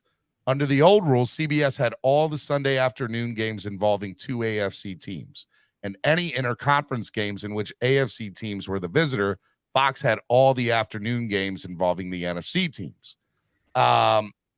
So basically, it will become a fascinating wrinkle when it comes time to examine the schedule and see whether it's a 50-50 split or whether there's still evidence in the assignment of games that the NFC is skewed toward Fox and the AFC towards CBS. There's going to be a Black Friday game by Amazon this year, and for the first time ever, teams can play in more than they can play in at least two or up to two Thursday night games. Instead, it was just one back then. Or that's so ghetto. Oh my God. So based on all these rules, here's my prediction for the AFC East. The Buffalo Bills will get 3 to 4 primetime games. They'll get one Thursday game, which I don't think will, and it's not going to be on Thanksgiving, just so you know. So they'll get at least one Thursday game. So I think they get 3 to 4 games. The New England Patriots are still going to get 2 to 3 primetime games. That's crazy to me. But as long as Belichick's there, I believe he'll get 2 to 3 primetime games. Even with no Brady, even with Mac Jones, everything. They're still going to get 2 to 3 games. The New York Jets are going to get 5 to 6 primetime games. If I'm correct, the rules still say you can have no more than 6 primetime games. And then the Dolphins, I think, will get 4 to 5. Now, they've never gotten 4 to 5. I think we're going to get like 2 years. I think we're going to get 2 Thursday night games. I think we're going to be the opening game against the Chiefs that Thursday night. I'm fully predicting that's going to happen. That's my hot take, by the way, of today. I would love Dolphins open the season in Kansas City Thursday night. Hot take. I would love to play the opening game on Thursday, and with the hopes that they schedule no more Thursday games for us. Nope. So the Dolphins will get play it out the way. Thursday. Dolphins will play it. So I think the rules stated, even in past years, that the opening Thursday night game did not count as a Thursday night game. So give me a Thanksgiving game. So I'm telling you, the Dolphins will play at least twice, if not 3 times on Thursday night, because I believe, and I hope that it's not true because I'm hosting the tailgate and the meet and greet and everything, but I could totally see the Ravens-Dolphins game in Baltimore being a Thursday night. If by some chance we have 3 Thursday games, Steven, I am going to prison because I am going to find Roger Goodell in the commission house, and I am going to go cause some type of violence. I probably won't get a hand on them. They'll probably catch me before I get to them, but I'm going to try. I think allegedly it is no, it's not alleged. I'm okay with going to jail for this. Look, I think we get 2 primetime games, as long as we open up in Kansas City. If we don't open up in Kansas City, I don't know if we get 2 primetime games or we get 2 Thursday night games. But maybe. And then I'm also predicting that Dolphins Jets will be a primetime game, whether it's and that'll come on a Monday night. Monday Night Football, Jets Dolphins will definitely happen this year. And I'm also predicting that the Bills and the Dolphins will be a Sunday night game. So I think the Dolphins are going to have 1 to 2 Thursday night games, NBC and Amazon. And then they'll get a Sunday night game against the Bills. And they'll get a Thursday night game against the Ravens. And another Monday night game against the Jets. There we go. There's 5. There's 5 primetime games for the Dolphins right there. What are the games that's only on NFL Network? Are those the Thursday games? Those are Amazon. Oh, no, they changed it. Yeah, Amazon Prime has Thursday night games now. So annoying. I remember before they used to have. That, Nando? I don't like being forced to stay in the app and not allowed to channel surf and whatnot. It boxes me in, Steven. I like as soon as there's a commercial break, I time it, boom, switch out, watch something else a little bit, bam, flip back. Pretty good at it, bro. But Amazon, then I've got to take into account for the exiting the app, loading back in, blah blah blah. It is cool that I can watch anywhere though. I'll give them that. It's a lot easier to watch on my laptop because of Amazon Prime. But let me ask you. So there's a couple of other games that could totally be primetime games. Jalen Hurts versus Tua could be a primetime game too. That would be do you think Eagles Dolphins primetime? Nope. You think that's a 1:00 Sunday game? Yep. It's gonna be a great game, but I hope it is a 1:00. Let me look at our schedule. Hold on. I hope it's a 1:00 game because if it's primetime, it's probably going to be at the Link, and that's if the Dolphins don't open up in Kansas City on Thursday. Does Patrick Mahomes and the Chiefs play a primetime game against the Dolphins in Kansas City? Or is that? I think that game will definitely be primetime. That's the only game I know for sure will be primetime. Tyreek Hill coming back to Kansas City to me has to be a primetime game. I feel like only games that I feel like for sure will be primetime is the Chiefs game and Baltimore consistently. We usually play them. Don't we usually play them at one? Last year it wasn't even primetime. Last year's the first time in the recent history that we did not play them on a Thursday night game. We normally play them on Thursday night. I think the Chargers might be a primetime game too. Justin Herbert versus Tua. I don't know. I don't try to turn that into. They did it last year. Do you think they'll do it again? It wasn't primetime. They changed it to primetime. It was flexed. True. It was flexed. Yeah, they flexed it. Here's the other fucked up part about all this shit. Okay, especially with doing what I'm doing. There we go, Steven. Double curve. Here's the other fucked up shit. This year, for the first time ever, games on Sunday can be flexed to Monday night. I hate that. I don't like this flexing. Listen, I hate this flexing shit. I had to literally change my flight back from LA last year because they flexed the game. If you want to do it during the day, that's one thing. I can live with that. But to change the time, I can live with that. But to change a whole day of a game, people like make their travel plans weeks and months in advance. I think it sets a bad precedent because especially with people getting hotels and stuff like that, it's not a good look. It's not a good look. But the NFL doesn't care about that. They care about making their money. Yeah, they can care less. Okay, so I'm going to say Kansas City, probably Chargers, maybe the Eagles. Chargers game. will not be primetime. I'm telling you, it's going to be.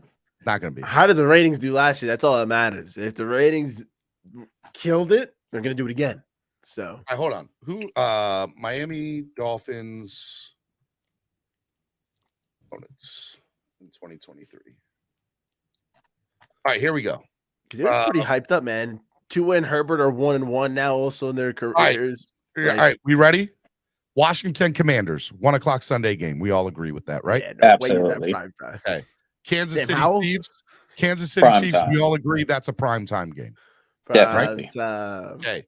Chargers. We'll come back to that in a minute. Let's go back to Buffalo Bills. Do one or two of those games get primetime? Nope.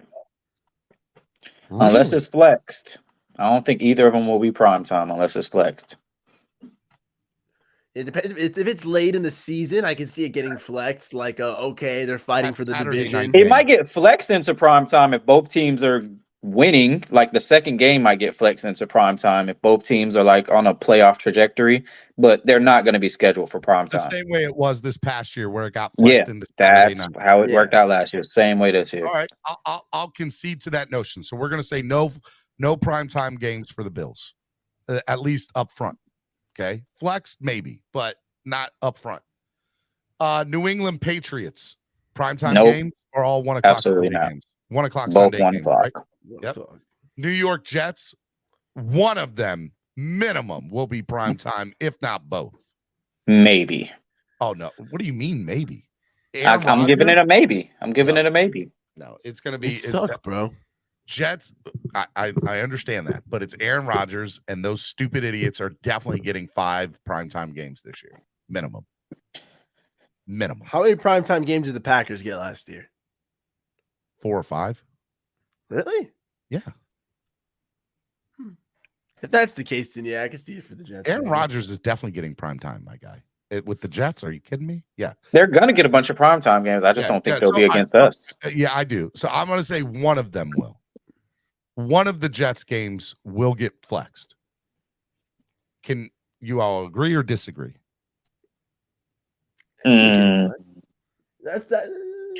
I agree. Anything could get flexed if 2 teams are high priority at the time. Flex. We're talking. Anything could get flexed if 2 teams are doing well. All right.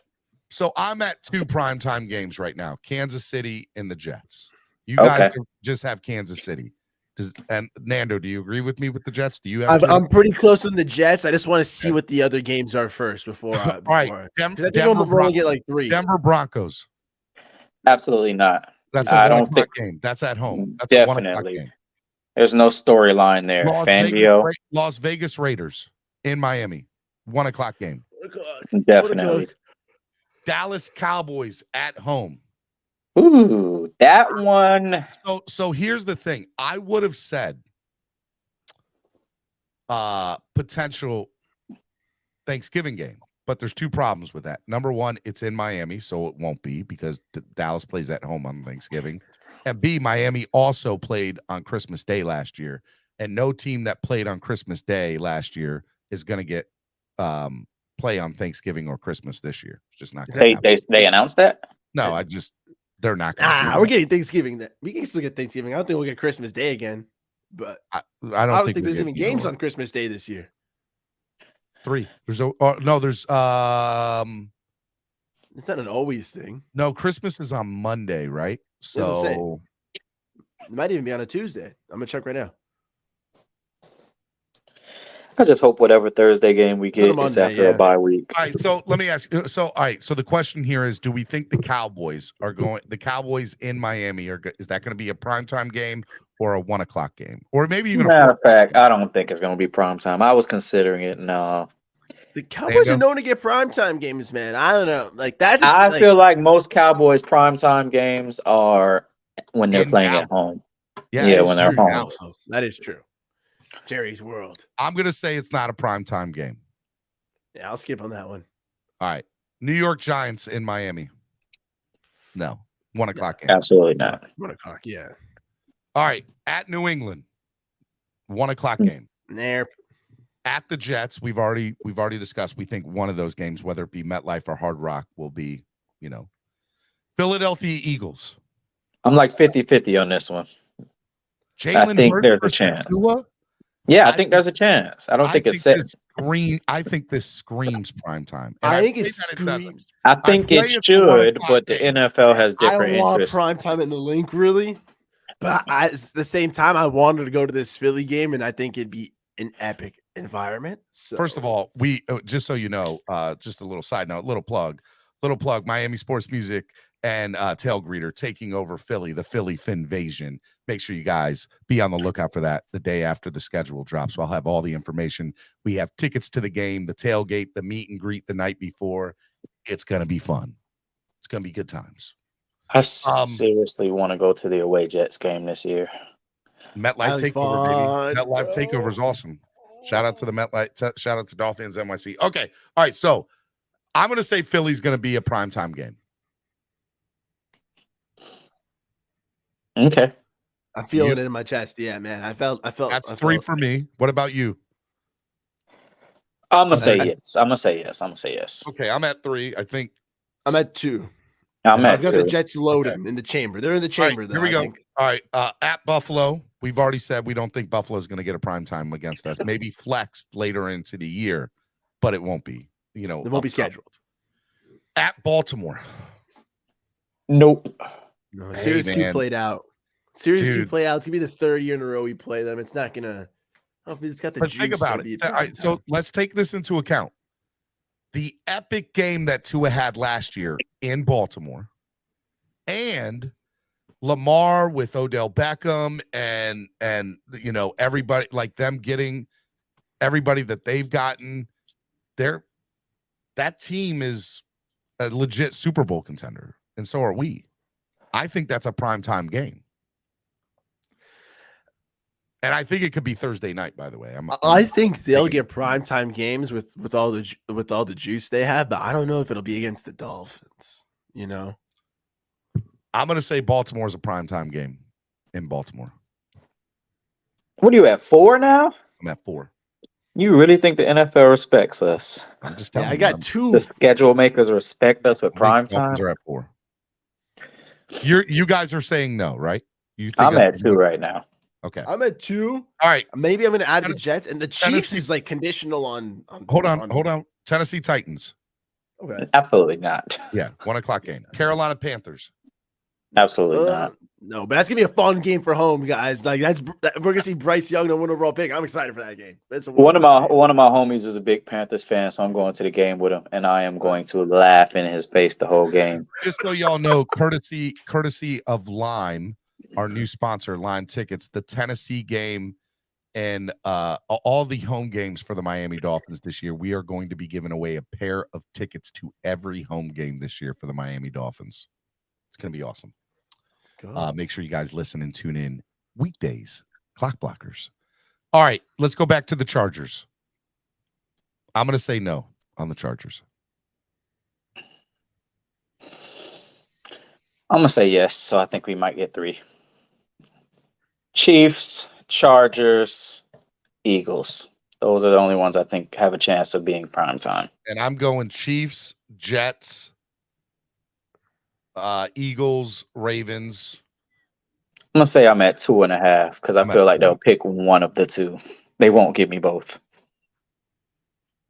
I don't think the Chargers will be a primetime game. Yeah, I think it could get flexed, but it no, won't be. I think the Chargers. I think Chargers and Eagles have a good chance to be prime time. The Chiefs, I want to say it's prime time, but I really only see it if we start the season with them. And I like if. No, Nando. The Chiefs game is gonna be prime time. You think that's definite prime time, dude? It's the highest paid player on our team going against his old team, the Super Bowl defending champions. Yes, 100%. That is a storylines galore, and it's gonna get a lot of eyes on it. And honestly, the NFL would be stupid. Here's my opinion, knowing, and I can't believe I'm saying this. I hope it doesn't piss off a lot of people. Knowing the injury problems that Tua has, it makes too much sense for them to put that should be the very first game of the year. It should be. It makes I'm gonna go for the Chiefs Dolphins opener. Chargers prime time. I'm gonna root for the Eagles game to not be prime time, and then we'll go to the Jets. Yeah, we think it's going to be. I think it will be, but I'm gonna pray that it's not. But I'm okay if we get 3 primetime games. I feel like I think the Dolphins are at 4, possibly 5. We're at 3, man. 3 is and you guys are at 2 and 3, and I'm at 4 and 5. I got a 4, possible 5. How many primetime games did we have last year before they 3? I think we had 3. Yeah, 3. Before we flexed anything. Chargers wasn't flexed, were they? Chargers. It was flexed. Yeah, it was supposed to be a regular Sunday game at 4, which is 1 for them, and then they flex it to Sunday night. Ooh, I think we only had 2. Maybe we just had the Christmas game and then the Sunday night game. And Christmas game was, I was told, wasn't a true primetime game because it's 1 p.m. Blah blah blah. Yeah. So I'll say we had 2.5 because we all agree that being the only game played on a day counts as a primetime game in our eyes. Even though so we had the Thursday night against Cincy. Yep, that was primetime. We had no Monday night games last year. Nope, and that's why I think we're going to get the Jets one this year. And so we had no Monday night. We had 1 Thursday, and we had a Saturday night flexed and a Sunday night flexed. So they only so at the beginning of the year, we were only scheduled for 1 primetime game, Steven. So I guess it is a big jump to go from one primetime game to 4 or 5 or 5. Okay, I'm going to say 5 is not going to happen, but I vehemently believe that we could get 4. The Eagles makes too much sense as primetime. The Chiefs make too much sense as primetime. Aaron Rodgers versus Tua Tagovailoa makes too much sense in primetime. That's 3 right there. And we can make an argument for the Chargers. We can make an argument for Buffalo. And we can make an argument for Baltimore. Listen, Steven, we're only going to get 2. But here's the good news. If our team handles the business that they're supposed to handle, they'll get flexed into 2 more. I just pray we don't get flexed from a Sunday to a Monday. No, that would fucking suck. You're telling me, dude. I can't imagine having tickets to that game and then stuff. I am planning. Oh, Steelers Sunday night. There was 2 primetime games. Oh, you're right. Steelers was Sunday night. You're right. Okay. Should have known that. That was the Noah Igbenogany game. That was the Tua looks really rusty, but hey, we got a win game. The Ravens will get their primetime games early based on Lamar's injury history. Yes, I do. I need that, by the way. I don't have one of those. I have never actually had a physical ticket. How did you get a physical ticket? They gave them out to like the first 10,000 fans at that game because it was the 1972 thing. Yep. I think it was the first 15,000 fans got one, which I thought was BS because I wanted one and I didn't get it.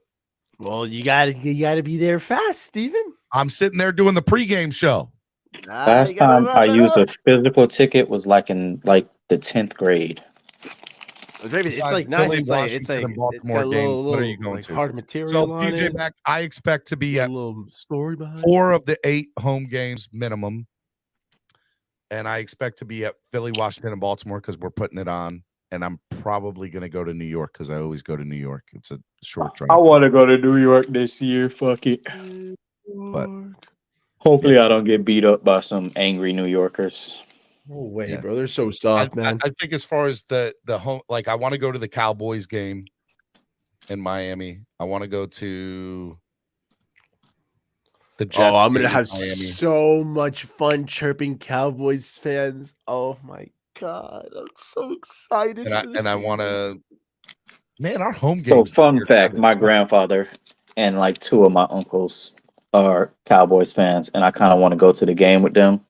And I can do it, man. Hopefully we win, and it just be a fun ride back home for me. It's a really fun ride. So our home games this year are Buffalo, New England, New York, of course. Denver, Las Vegas, Dallas, Giants. The Cowboys are the hardest team.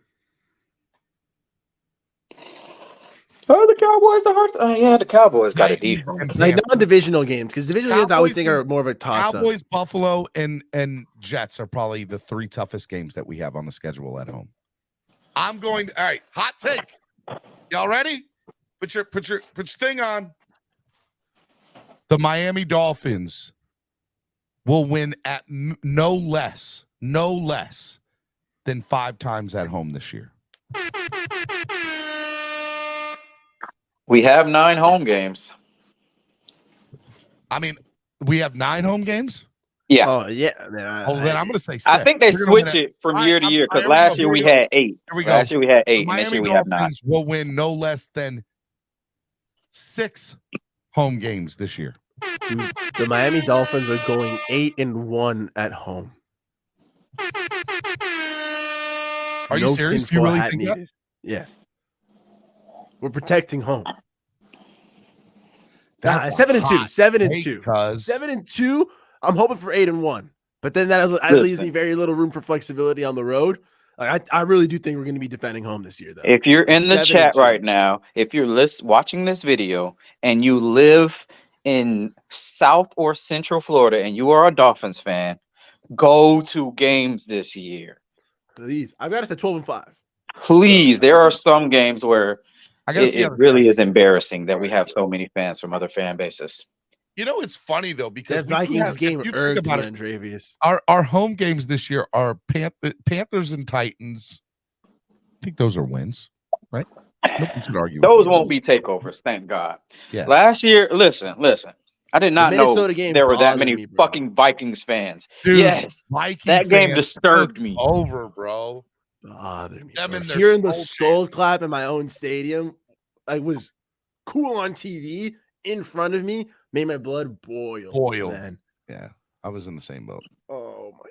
I sat. I'm not gonna bother you if you live in North Florida and beyond, but if you live in Central Florida and lower, go to fucking games.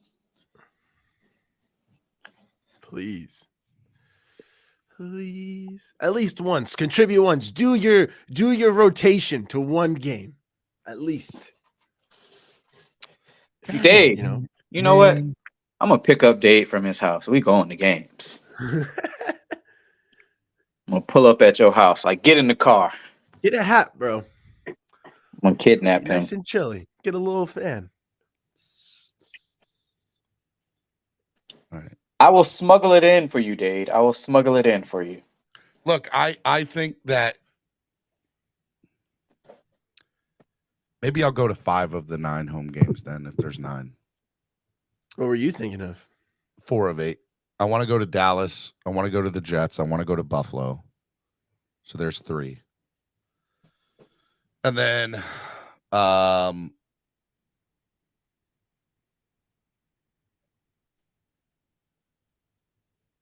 probably go see Facts, Russell color. Wilson. I'll make Denver. Right, baby.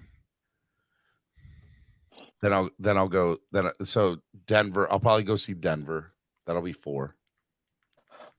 So there's the 4 home games that I'll probably go to, and maybe one of either the Tennessee or Carolina. I'm definitely going to the Chargers game again. I want to go to the New York game. This is me talking about away games. I'm gonna probably go to away games. I'm by default going to most of the home games. Yeah, I want to go to LA. I want to go to New York, and I want to go to Kansas City. But what I don't hear are these. I don't hear them. Where they at though? You know what's crazy? I'm hoping we play Baltimore and Washington in back-to-back weeks, so I could just go up there. Don't put that evil on me, Ricky Bobby. No, listen, don't do it, bro. I have a friend who stays in North Virginia, so I could just literally just go to their crib, post up, work from their crib, and go to both games. Just stay at their crib for like 2 weeks. Dude, I do not want that. I'm putting both of those games together. Tailgates, meet and greets. I would hate if they're back to back. I would love if they were in back-to-back weeks. Oh my God. It one round trip. Would die if that happens. Why, Steven? It'd be fun. It's a lot of work, guys. You guys. I'll stay with my uncle for like a week. I'm here. Man, I'm sitting talking about the menu for the Philly tailgate, just so y'all know. Like, I'm sitting here putting in work for the menu for the Philly tailgate, getting that squared away. I got a text message this morning about the Baltimore tailgate. Trucker Sean said Baltimore was so fun, man. And now we're doing it 3 times, Trucker Sean. Baltimore, Philly, and DC. And DC is going to be crazy. Yeah, I don't think I'll be going to a Philly game, man. Well, that Philly game is going to be fun too. So I'm excited for. I want to go to the Philly game so It's not bad. official yet. I'm hoping it'll be official tonight, but I'm not ready to make the announcement. But here's what I'll tell you: it's looking like that we're going to have our own 150. We can probably get up to 200, but space 1 block away from the stadium. Like it's a crazy setup that we're going to get.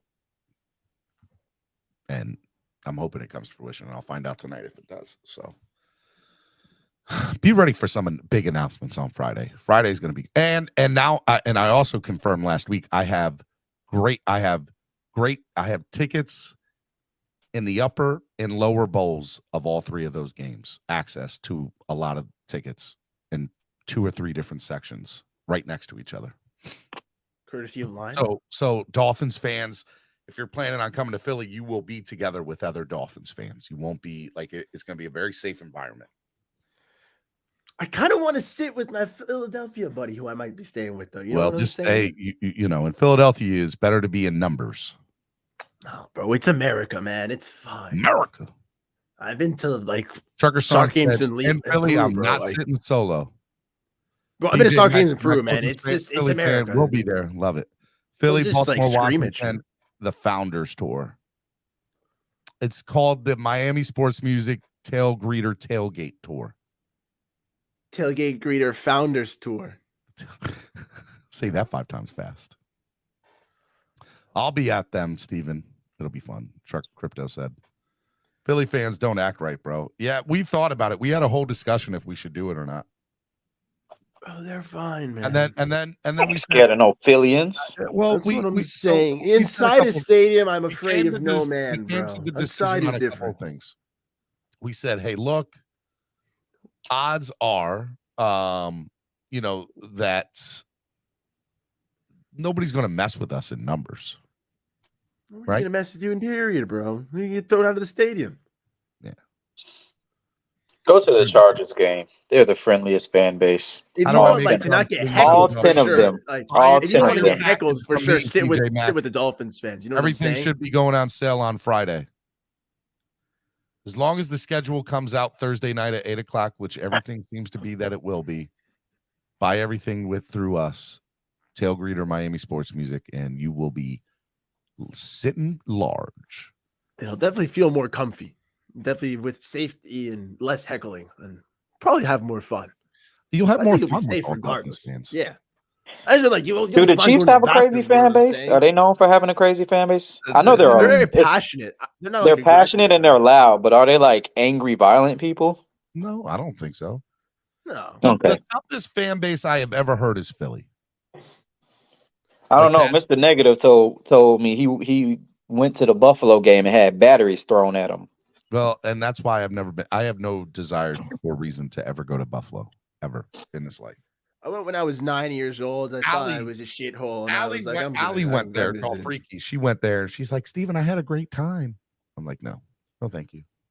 The coolest part of the trip was the helicopter ride into Canada. So thanks for that, Buffalo. I'm gonna just be honest. I'm just not interested in going to Buffalo.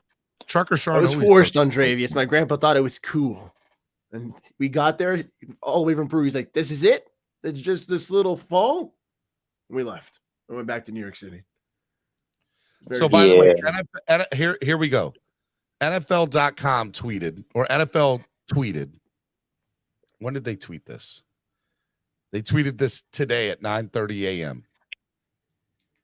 And if this isn't any indication of what they're probably going to do, I don't know. I don't know what, Here we go. Let me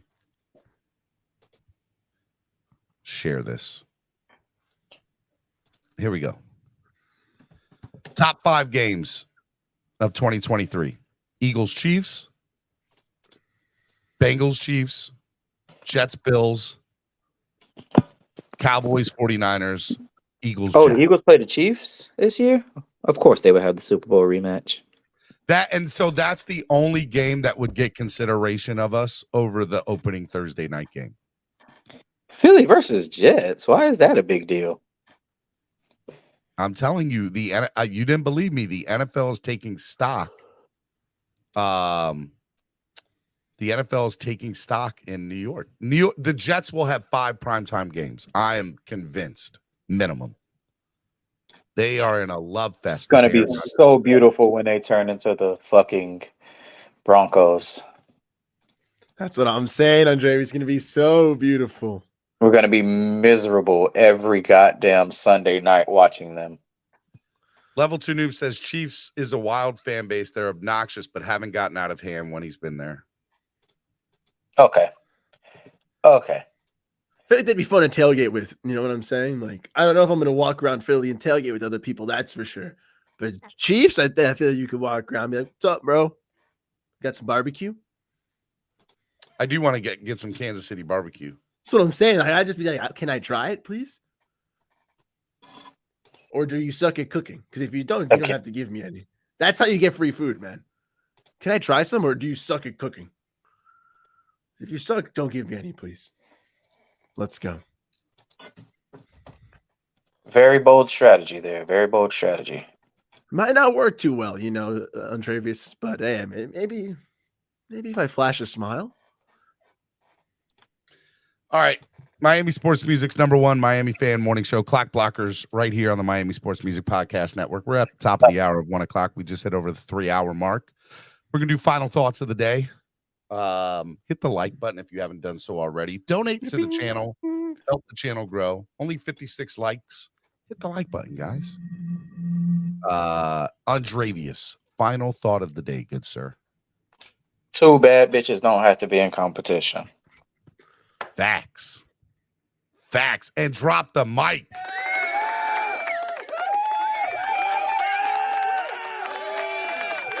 I've never been more proud of Andrevius. That's the longest Andrevius has spent on the show in years. Shout out to Andrevius.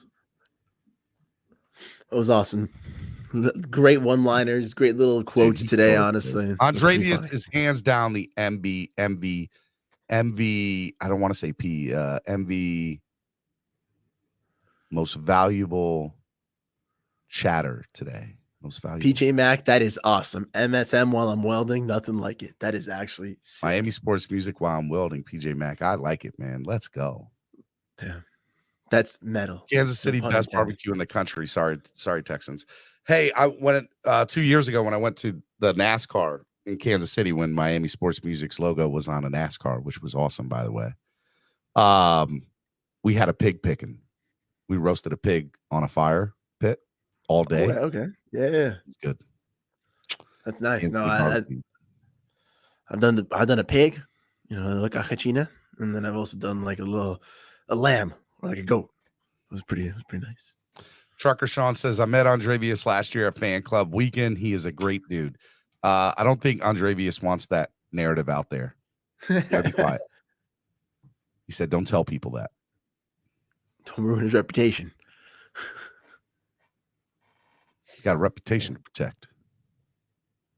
What? My wife almost been pushed down in Buffalo by a state trooper stopped it. I've had my beer ripped out of my hands and bottles shattered. Yep, I have no need to ever go to Buffalo. None. Why do I want to go watch a game in Buffalo? Explain that to me. There is no reason. None whatsoever. Final thought of the day, Nando Talk. Final thought of the day is I'm very excited for this schedule release, man. On Thursday, I did sign up. I got an email from the Dolphins for like a little priority access, whatever. I don't know what that means. Hopefully, if I get anything sooner, I'll post it as soon as I can. But I'm sure it's just going to be the same day of Thursday. But I'm very excited to see how the schedule breaks down. I already got us at a little 12-5, probably 7-2 at home. But hey, man, I'm pumped. I think the game I'm most excited for is probably the Eagles game to go to, maybe the Chiefs.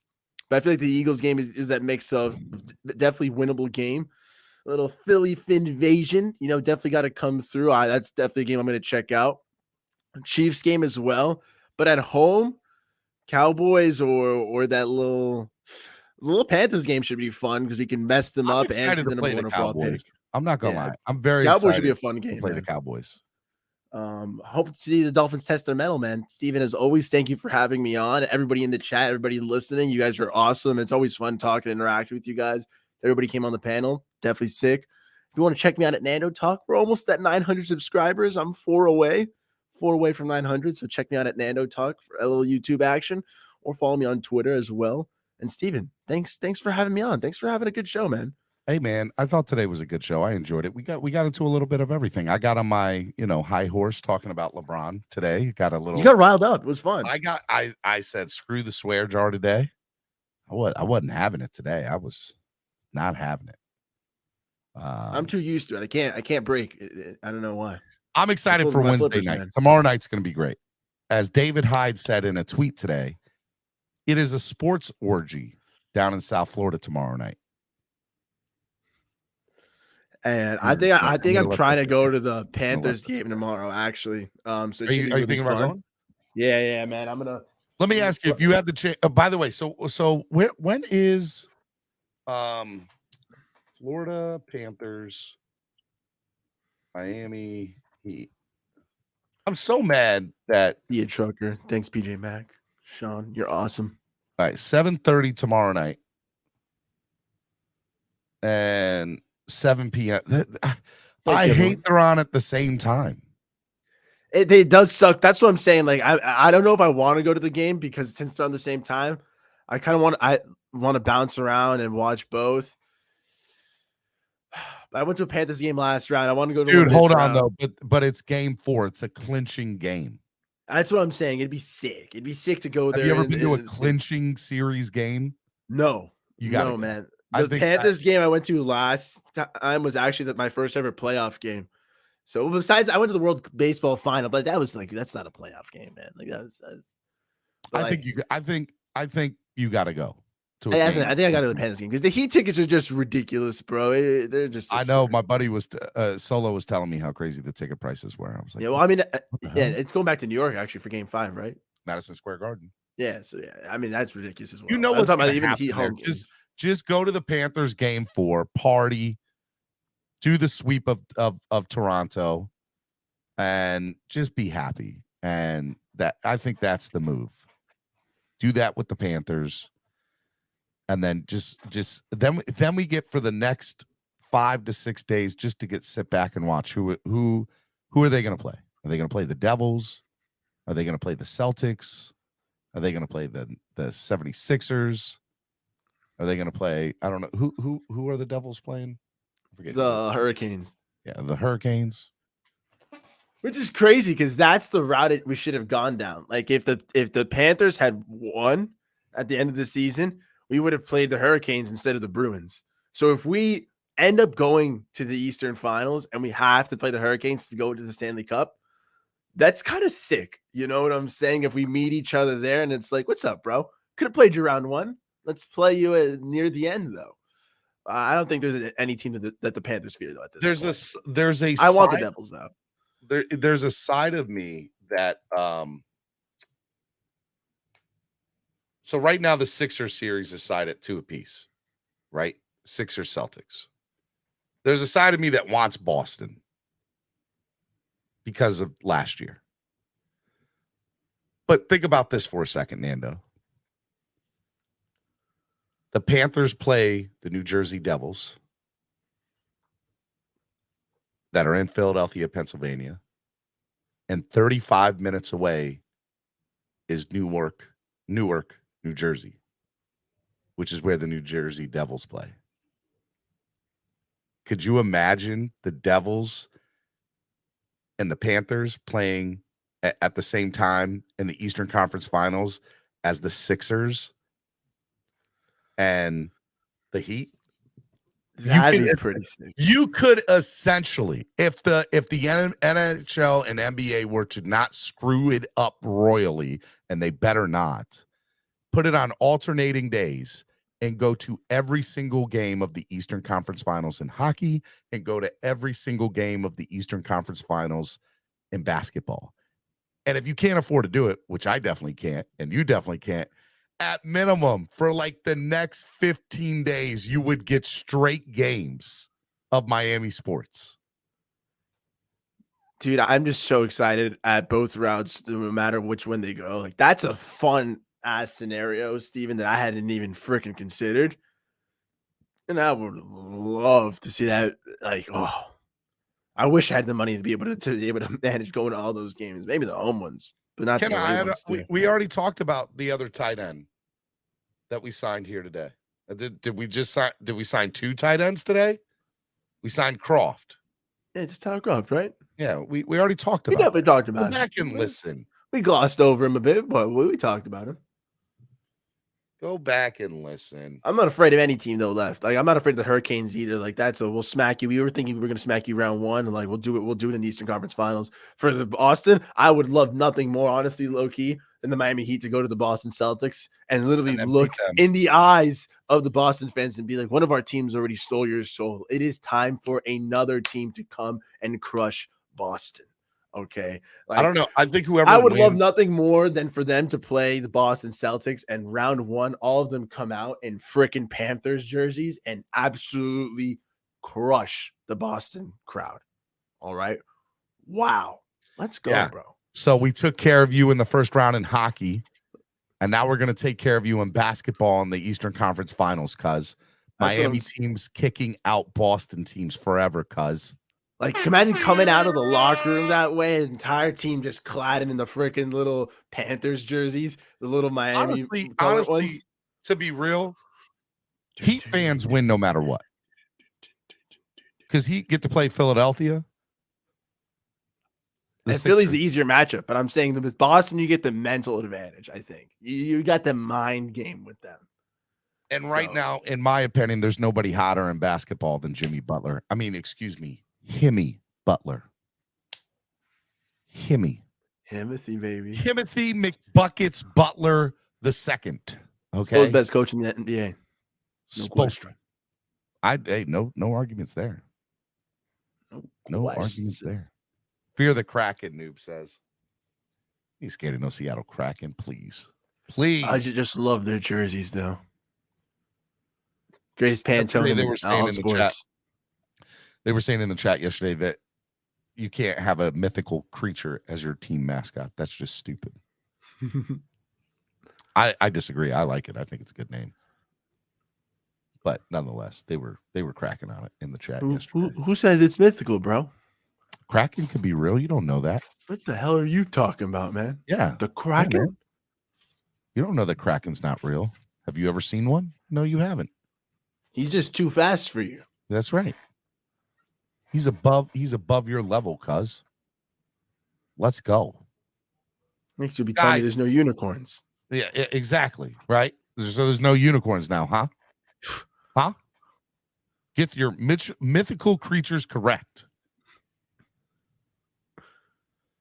And then that's when The Rock would come in and tell to the New Day, you look like you have a bunch of llama penises on your head. You can't say penis. That's one of my favorite WWE moments is the New Day with The Rock. Go look that up on YouTube. Great moment. Great moment. Time to get it cracking. Let's get cracking. Heat fans fear nothing in the East. They shouldn't. Bang. We only explored 8% of the ocean. We can't say what doesn't exist there. That's what I'm saying. You can't know. I'm all for the sea unicorns, baby. Sheba, you have never said something more accurate in your life. That is correct. Just saying.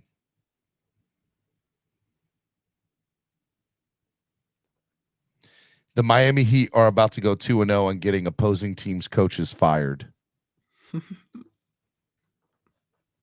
I can't believe that Milwaukee fired their guy. Loser. They're coming off a championship 2 years ago and they fired him. He was the coach of the year. 2 years failure championship. God forbid you have any failure in the NBA. It was a failure, whether you like it or not, Giannis. With the exception of Steve Kerr, the 4 prior coaches to win a championship in the NBA, all fired. Now, they don't coach there no more. That's crazy, right? That's crazy. That's crazy to me. Steve All right. Kerr. Miami Sports Music. I've been trying to get off here for a couple minutes now. I hope you guys enjoyed the show today. It was a lot of fun. We got to hang out. We got to party. We got to laugh. We got to cry. Go back and listen to the show today. If you liked any bit of it, let me know. Please donate to the channel. Matter of fact, here's what I'm going to do. If you don't want to donate through Cash App, if you don't want to donate through YouTube, donate through Cash App, okay? Donate through Cash App. It helps. It goes such a long way. If you haven't given a thumbs up, that's right, Raphael Courtnight. Only 59 people with a thumbs up. 60 now. 60 likes. If you have not hit the like button, what are you doing with your life? Donate, hit the like button, share. Let's go, man. Coach Bo's the only coach that LeBron didn't get fired, Steven. Facts. Facts, homie. Hey, I love you all. Y'all are the best. We will see you tomorrow on Wildin' Out Wednesday right here on the Miami Sports Music Podcast Network. Peace. Thanks, everyone. You should notarize it. They say tour from that rock. Shout out to Samoa and Islands. Time to lay the smack down. You think you Dwayne Johnson. Time to be the people's champ. Hit them with the people's elbows.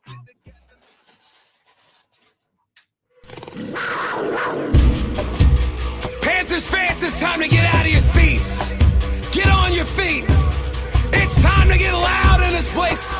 Are you ready? Let's go, let's go, let's go. Go, Cats, go. You know what's up when we raise the cup, say go, Cats, go. We getting amped when they light the lamp, say go, Cats, go. Since 93, one victory, say go, Cats, go.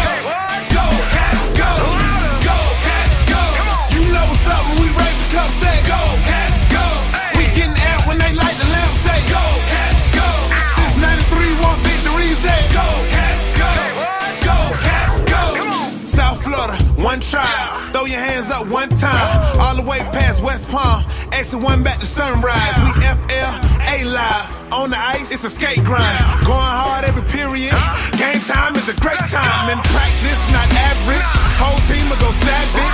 In the game, we get hat tricks with hard hits and rat tricks. That's victory. And Taylor Stanley can sit with me as we watch live with the Plant fans right with me. Screaming out, let's make history. Saying, go, Cats, go. You know what's up when we raise the cup, say go.